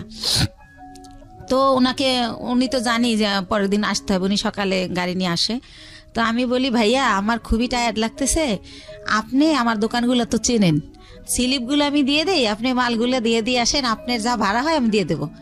আর আমি লগে গেল ভাইয়া মালগুলো উনিই ক্যারি করে, উনি উঠাই দেয়, আমি আবার লেবার ওই শোরুমে ফোন দিলে ওরা লেবার পাঠায়, তো তাদের সাথে সাথে উনি ক্যারি করে। তো আমি কই আপনি ফোন দিলে আপনি একটা করে ফোন দিবেন, লেবার নামবে, এভাবে দিয়ে আসবেন। তো বলে আচ্ছা। তো এইভাবে উনি আমার মালগুলো দেয়। তো আমি আবার টেনশন করি যে আমি তো জীবনভর বিশ্বাস করে ঠকলাম, একজনকে বিশ্বাস করলাম, সে আমার নিজে বললো যে আমার 60 লাখ টাকা পুঁজি, সেইটা নাই, উদয় হয়ে গেল। আবার এখন আবার আমার এই কয়টা টাকা লয়ে যদি ফলাই যায় আমি কি করব, এভাবে টেনশন করতেছি। কিন্তু আবার প্রতিটা মালিককে আমি বলে রাখছি যে আমার লোক গেছে ওই সিএনজিওয়ালা, তো মালটা দেওয়ার পর আমারে জানাবেন পুরো মাল বুঝাই দিছে কিনা স্লিপের। তো ওরা আবার আমারে একটু পরপর ফোন দিয়ে জানাচ্ছে প্রত্যেকটা কোম্পানি যে হ্যাঁ আপা মাল পাইছি। তখন ভাবলাম যেহেতু মাল পুরা দিছে তাইলে টাকাও আমারে দিবে। তো ঠিক উনি বাসায় আবার আইসা আমার টাকা দিয়ে দেয়। তো এইভাবে টাকা দিয়ে দেওয়ার পরে একদিন উনি বলে যে আপা আমি আপনার সাথে কিছু কথা বলবো, আপনার বাসায় আসতে পারি? তখন আমি বলি কোন ব্যাপারে ভাইয়া? বলে আমি একটা প্রবলেমে পড়ছি, এটা আপনার সাথে শেয়ার করবো। তো আমি বললাম আচ্ছা ঠিক আছে আসেন। উনি তো আমার বাসা চিনেই। তো উনি আইসা আমার ড্রয়িং রুমে সোফায় বসে। তো আমি তো ওই পার ব্যথার জন্য ডক্টর বলছে যতটা পারি শুয়ে থাকার, তো আমি ওই পা লম্বা করে কোনো রকম বসি। তো ওনারে আমি বলি যে হ্যাঁ ভাইয়া বলেন, আর নাস্তা দিতে বলি, আমি অসুস্থর কারণে আমার বাসায় আবার একটা কাজের লোক রাখি যে কিছুই তো করতে পারি না পাওয়ার জন্য, তো তারে নাস্তা দিতে বলি। তখন সে বলে যে ওরে যেতে বলেন, ওর সামনে বলা যাবে না। তো তখন আমি ভাবলাম ওরে যেতে বলবো, তো কাজ করে তারপর যাবে। তখন আমি বললাম ঠিক আছে তাহলে আপনি আমার বেডরুমে আসেন। তো উনি আমার রুমেই যায়। তারপরে বলে যে আপা এরকম ও আবার থাকতো আর বোনের বাসায় মোহাম্মদপুরে। আচ্ছা। আর বলে রাখি ওর বোন জামাই হচ্ছে একটা গভর্নমেন্ট জব করতো সমাজ কল্যাণ অধিদপ্তরে, ঘুষ নিছে, সে কারণে ওনার জবটা চলে যায়। তারপরে সে কি করে, তার কাজ হচ্ছে মানুষের জব দেবে বলে টাকা নেয় 8 লাখ 10 লাখ, যে গভর্নমেন্ট জব দেবো আমি, গভর্নমেন্টের অমুক সচিব, মিথ্যাচার করে। তো এইভাবে উনি বিভিন্ন লোকের থেকে টাকা আনে। তো এইভাবে ওই হাসান ওনাকে কয়েকজন লোকের থেকে টাকা এনে দেয়। তাই এখন উনি জবও দেয় না, টাকাও দেয় না, তারা হাসানকে খুব টর্চার করে, গ্যাঞ্জাম করে। তো এটার পরে কি করছে, হাসানের বোন আবার জব হয়েছে একটা পরিকল্পনায়, সে গেছে খুলনাতে। তো বোনের বাসা খালি, এ শুনে ও আবার ওই খালি বাসে আসে, আইসা থাইকা সিএনজি চালায়। এটা আমি আগেই জানতাম, আমার কথায় কথায় বলছিল। তো ওই দিন যেটা নতুন বলে সেটা হচ্ছে যে ওরে নাকি ওর দুইটা ফ্রেন্ড নিচে আইসা ফোন দেয় যে তোর বাসা তো খালি, তোর বাসায় কি একটু আসা যাবে? তো উনি আমার যেটা বলছে, তা ওনারা বলে যে হ্যাঁ, ও বলে যে হ্যাঁ আয়, সমস্যা নেই। তো উনি যখন গেট খোলে, ওনারা থাকে 4 তলায়, তখন দেখে 3টা ছেলে সাথে একটা মেয়ে। তখন বলে মেয়েটাকে, কয় আমাদের ফ্রেন্ড। কয় তুই তোরা মেয়ে নিয়ে আসছিস কেন? তোরাতে কেউ দেখলে, দারণ টারণ দেখলে আমার বোন জামাইকে বলে দেবে আমার অবস্থা খারাপ। তো বলে না, তোরাতে কেউ দেখবে না, আমরা আবার আধা ঘন্টা পর চলে যাব। তো তারপরে নাকি তারা ওই সময় ওই ইয়াবা নাকি বাবা কি জানি বলে, ওইটা খায়। জি, ওইটা খায় ওই যে 3টা ছেলে আর ও 4 ছেলে আর ওই মেয়ে। তো ও নাকি জীবনে এটা কোনোদিন খায় নাই। ওই দিন ফার্স্ট ওই মেয়েটা ওরা জোর করে খাওয়ায় যে আমি মেয়ে মানুষ খাই, তুমি ছেলে কেন খেতে পারবে না? তারপরে খায়, ওরেও খাওয়ায়। ওইভাবে নাকি ভিডিও করে, ছবি তোলে। ইভেন্ট ভাইয়া ও যেটা বলেছে, এটা খাওয়ার পরে নাকি ওরা ফিজিক্যালি রিলেশন করে। কে বলেছে এটা? এটা হাসান বলেছে আমাকে। ওকে। ওই মেয়েটা নাকি ওরেও বাধ্য করে। ও আবার ইসলামিক মাইন্ডের কথাবার্তা বলতো, আমিও জানি ও ইসলামিক, কিন্তু ও বলে যে ওই মেয়েটা আমাকে জোর করে এটা করে। আমি তো জীবনে এটা প্রথম খাই, আমার হুঁশ থাকে না সে কারণে। ওকে। তো তখন ওইগুলা এখন ওই মেয়েটা ছবি আর ভিডিও করে রাখছে, এখন আমাকে ব্ল্যাকমেল করে যে ওইগুলো পেপারে দিয়ে দিবে। মেয়েটা ব্ল্যাকমেল করে, এই ঘটনা এসে আপনাকে হাসান বলছে? হাসান বলতেছে। ওই মেয়েটার নাম শানু। তো এটাও বলে। তো বলার পরে আমি বলি ব্ল্যাকমেল কিভাবে করে? কয় দেখেন, আমি কষ্ট করে গাড়ি চালাই, সন্ধ্যার পর স্ট্যান্ডে এসে আমার টাকাগুলোও নিয়ে যায়। আর যদি না দিতে চাই তাইলেই বলে যে যদি না দাস তাহলে কিন্তু ফাঁস করে দেবো, তাহলে কিন্তু পেপারে দিয়ে দেবো। তো আমি বলি আপনি, তো আমাকে দিলে আপনার কি প্রবলেম হবে সেটা বলেন। প্রবলেম হবে, আমি বাবা আমার একমাত্র ছেলে, আমার বাবা মা মরেই যাবে। আমার বাবা অপারেশন হয়েছে কয়েকদিন আগে, আমার মা হাই প্রেশারের রুগী। তো আমি বলি আপনি বাবা মার সাথে শেয়ার করেন বিষয়টা, যে আমি এরকম পরিস্থিতির শিকার, শেয়ার করলে তারাই আপনার ভালো বুদ্ধি দিতে পারবে আমার চেয়ে। রাইট। তারপর বলেন না, এটা তো বলাই যাবে না, আমার মা শুনলে স্টক করবে সে এরকম। তা আমি বলি কি করব আমি? তো আমি ওনারে বুদ্ধি দেই যে আপনি এখন থেকে আর টাকাও দিন না, আর ওইখানে যাইন না, কয়দিন গাড়িও চালাইন না, যাতে মেয়েটা আপনার খুঁজে না পায়। তো আমি কই ঠিক আছে, অনেক চিন্তা ভাবনা করে যে আপনি মেয়েটার নাম্বার দেন। তো মেয়েটার সাথে আমি অনেক কথা বলি, ভয়টায় দেখাই যে আমি হচ্ছে ইয়াতে চাকরি করি, পুলিশ ডিপার্টমেন্টে। হ্যাঁ, তুমি এটা করো, এমনি তো ইয়াবা খাও তো আইনত নিষিদ্ধ, তারপর তুমি মেয়ে মানুষ, তারপর যেহেতু তুমি খাও তাহলে তুমি এটা ব্যবসাও করো, তোমার জেল হয়ে যাবে। এটা এইসব কই ওরে ভয় দেখাই আর কি, যাতে করে ওরেও ব্ল্যাকমেল না করে ওর কারণে। তো আবার একটু পরপর ফোন দেয়, আপা শানুরে ফোন দিছিলেন, আপা কি বলছে, এরকম বলতে বলতে তো ওই রিলেটেড হইতে গিয়ে ওর সাথে আরো বেশি কথা হয়ে যায়। তো একটা সময় সে হচ্ছে বলে যে দেখেন, ও যেভাবে পারে ও আমার বিয়ে করবে যে কোনো জায়গায় ধইরা, কিন্তু দেখেন এরকম একটা মেয়েকে কি বিয়ে করা যায়, যাকে নিজের চোখে দেখছি যে অন্য ছেলেদের সাথে এরকম করছে, এটা তো বিয়ে করা যায় না। তা আমি যদি কারো বিয়ে করি তাহলে ও আমার ছেড়ে দেবে, জানবে আমার বউ আছে, আমাকে আর ডিস্টার্ব করবে না। তা আমি বলি তা আপনার বাবা মা এখন কোথায়? কয় ওনারা তো দেশে, কয়দিন পর ঢাকায় আসবে। আমি আসলে বলবেন জানি আপনার বিয়ে করাই দেয়। তো এইভাবে গেল। উনি কি বলছে ওনার ফ্যামিলিতে আমি জানি না। ওনার বোন আমাকে ফোন দেয়, দিয়ে পরিচয় দেয় আমি হাসানের বোন। ওনার মা আমাকে ফোন দেয়, ওনার বোন জামাই আমাকে ফোন দেয়। তো এইভাবে কথা বলে সবাই, বলতে বলতে আমাকে সবাই দেখতে চায়। তো দেখতে চায় কি উদ্দেশ্যে আমি জানি না। তার বাবা আমাকে বলে মা তোমার অনেক গল্প শুনছি, তুমি আমার ছেলেটার নতুন জীবন দিছো, এই সেই। আমার ছেলেটা বখাইট হয়ে গেছিল, নষ্ট হয়ে গেছিল, খারাপ মানুষের সাথে চলতো, নেশা করতো, এখন কিছু করে না, ভালো হয়ে গেছে শুধু তোমার জন্য। তো এরকম বলেন। আমি বলি আপনারা তো আমার আসলটা জানেন না, ও হয়তো আপনার আসলটা বলে নাই, কারণ আমার মনে হয়েছে ও হয়তো বলছে আমি আনম্যারিড মেয়ে বা এরকম কিছু, এটা আমি গেস করে এটা বলি। তারপর আমি বলি যে আমার অনেক প্রশংসা তারা করে। আমি বলি আমি দেখতে অনেক পচা, আমার প্রশংসা করেন না, আমার দেখলে আপনার ভাল লাগবে না, এখন যেমন পাগল এই দেখার রুচি থাকবে না। তো একটা সময় এত রিকোয়েস্ট করে, তখন যাই। যাওয়ার পরে দেখি যে সবার সাথে দেখা হয়, কথা হয়, তারা আমার অনেক পছন্দ করে বলে। তারপর আমি চলে আসি। আসার পরে পরের দিন ওর মা আমাকে ফোন দিয়ে বলে যে আমার ছেলে তো তোমাকে পছন্দ করে, বিয়ে করতে চায়। ওকে। এটা ওর মা যখন বলে আমি ভাইয়া একদম কি বলে গাছে থেকে পড়ি যে কি বলে এটা। তখন আমি বলি যে ওর মারে আবার আমি মাই বলি যখন ওদের বাসায় যাই, যেহেতু ও বলে পরিচয় দেশে বন্টন করে। তো বলি যে মা আপনি এটা কি বলেন, আমি হচ্ছে আমার বেবি আছে, আমি বিবাহিত। ওর কিন্তু 2টা বিয়ে, এটা আমি আগে জানতাম না, এটা পরে বের হয়েছে আমার বিয়ের পরে। আর আপনার ছেলে তো আনমেরিড, আপনি একটা আনমেরিড মেয়ে বিয়ে করাবেন আমাকে কেন? তো এটা বলার পরে বলে, দেখো মা, আমার ছেলে আমাকে তোমার ব্যাপারে সবই খুইলা বলছে, কিন্তু আমার ছেলে যেহেতু সংসার করবে, ছেলে যেহেতু তোমাকে ভালোবাসে, আমাদের আপত্তি তো থাকার কথা না, আর তোমারও আপত্তি থাকার কথা না, কারণ ও তো দেখছে তোমার 2টা ছেলে আছে, ও তোমার বাসায় যাতায়াত করে, এতদিন ধরে তোমার সাথে পরিচয়, তুমিও তারে দেখছো, অসুবিধা কোথায়? তো এরকম করতে করতে আমি রাজি হই না, কিন্তু সে ওই গানই বাজায় যে আমার কাছে হাজারো বার ফোন দেয়, আমি কই কি করি, কি খাইছি, তাই ঘুমাইছি কিনা, তো নাস্তা করছি কিনা, এভাবে ফোন দিতে থাকে। তার মধ্যে আমি আবার ইন্ডিয়া চলে যাই, সে আবার ওরকম, তোমার পাশে কে বসছে, ছেলে মানুষ বসছে না মেয়ে মানুষ বসছে, এরকম মানে এভাবেই করে। তো হোটেলে বিয়েটা করলেন না করার আগে অবস্থা? বিয়ে করি নাই, তখনই এরকম এইভাবে মানে সে এত কেয়ার করে, মনে হয় যে আমি হেঁটে গেলে সে ব্যথা পায়, এরকম একটা ভাব। হ্যাঁ, তারপরে হচ্ছে টিকিট কাটছি, গাড়ি 2:30টায় ছাড়বে, হয়তো বা 1:15 টিকিট কাটলাম, তো খেতে গেলে তো আর গাড়ি ফেল করব, তো টিকিট কাটছি, ফোন দিতেই থাকতো, তো বলতাম যে খাওয়ার টাইম নেই, হচ্ছে জুস কিনে উঠছি, তো বলতো ইয়ারে সুপারভাইজারে বলো 10 মিনিট লেট করতে, খাইয়া গাড়িতে ওঠো, না খাই উঠবা কেন, ঢাকা আসতে রাতটা তো কোনো সময় কেউ করে নাই, ছোটবেলা মাও করতো না। তারপরে যে বিয়ে নামক একজনের সাথে মাঝে মধ্যে দেখা হতো, তার সাথে তো আমার কিছুই হয় না এই ধরনের। তো ওই ব্যাপারগুলো আমার খুব ভালো লাগতো, যে আল্লাহ আমি খাইলাম কিনে ডেনে টেনশন করে, রাতের 1টা বাজে আমার অনলাইনে দেখলে, এই এখনো ঘুমাও না কেন, ঘুমাও, এর মধ্যে তুমি তো আমি কথা বলা শুরু হলো, তো সেও তুমি বলে, আমিও তুমি বলি, আর ভাইয়া আপু বলি না, হেও আপু বলেন, আমিও ভাইয়া বলি না, তো এরকম। তো একটা পর্যায়ে হচ্ছে সে মাঝে মধ্যেই বাসায় যেতে চায়, তখন আমি চিন্তা করলাম যে আমার ছেলে যেহেতু বড় হয়েছে, তো এই ব্যাপারটা আমার ছেলে খারাপ ভাবে নেবে, বা আমার ছেলে আমার ঘৃণা করবে, ছেলে আমার খারাপ ভাববে। তো আমার ছেলেকে না আমি একদিন বলি যে বাবা এরকম এরকম ব্যাপার। তো আমার ভাগ্নে আছে ইমরান, বড় বোনের ছেলে, ওর কাছে বলি, আমার বোনের মেয়ের কাছে বলি। তো বলার পরে বলতেছে যে একটা মেয়ের বিয়ে, স্বামী, সংসার যে একটা জিনিস, আপনার তো সেটা হয় নাই, আমরা তো সবই জানি।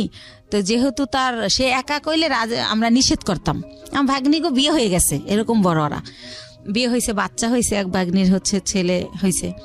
তো বলতেছে যে যেহেতু তার বাবা মাও আপনারা নিতে চাইতে, তো আপনার খুশি হওয়ার কথা।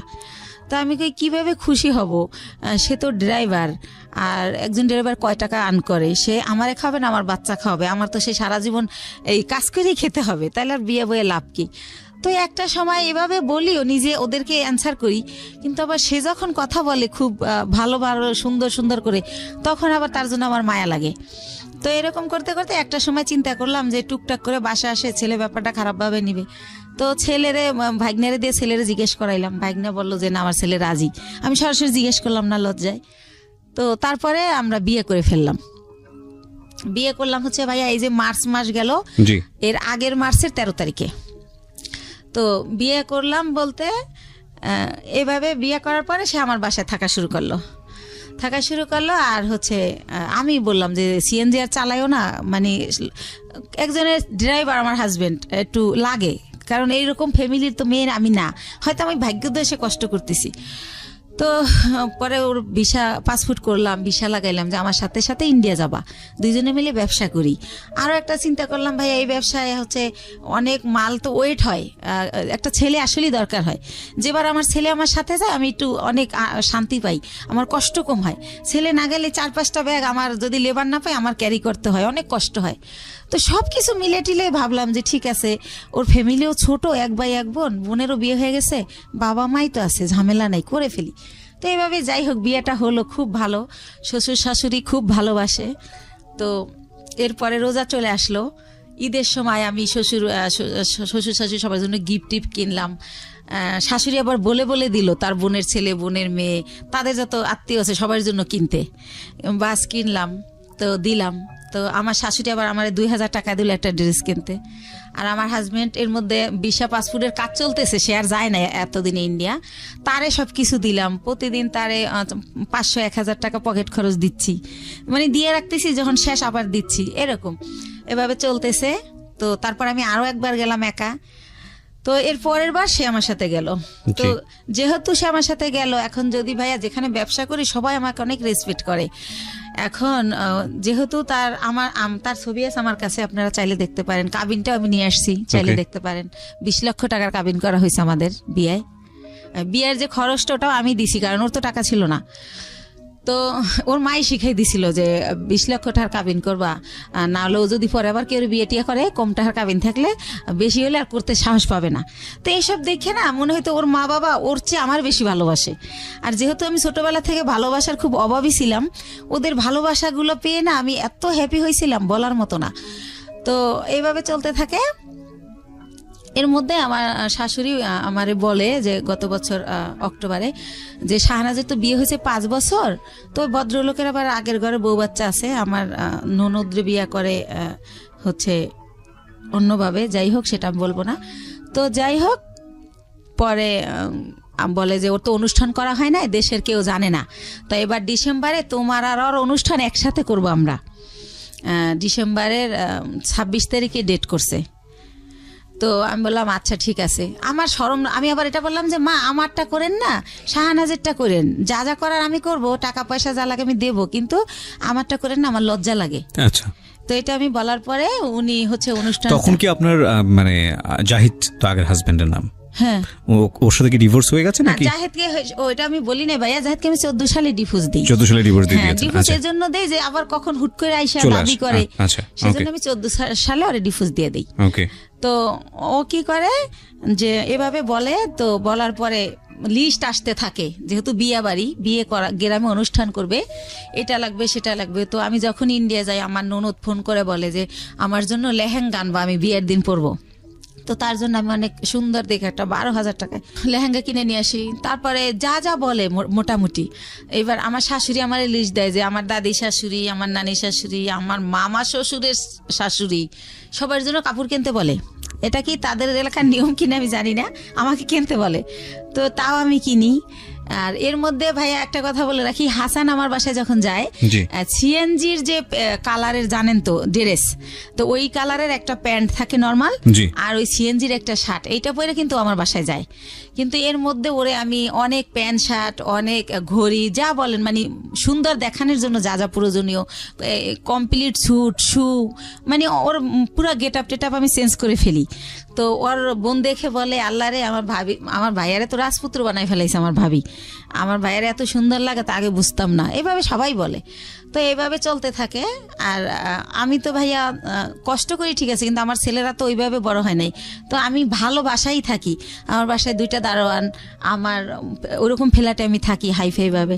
তো ফ্ল্যাটে যেহেতু যে বাসায় উনি এভাবে যাওয়ার পরে তারা তো সন্দেহ করবে যে এই পুরুষটা এর বাসায় ঢোকে কেন, আমার নেগেটিভ ভাবে নিবে।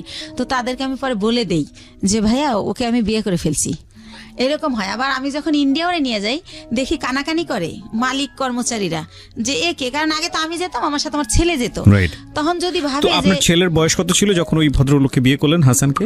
এই তো 1.5 বছর আগে। আমার ছেলের তো 2001-এ জন্ম, 18 চলে।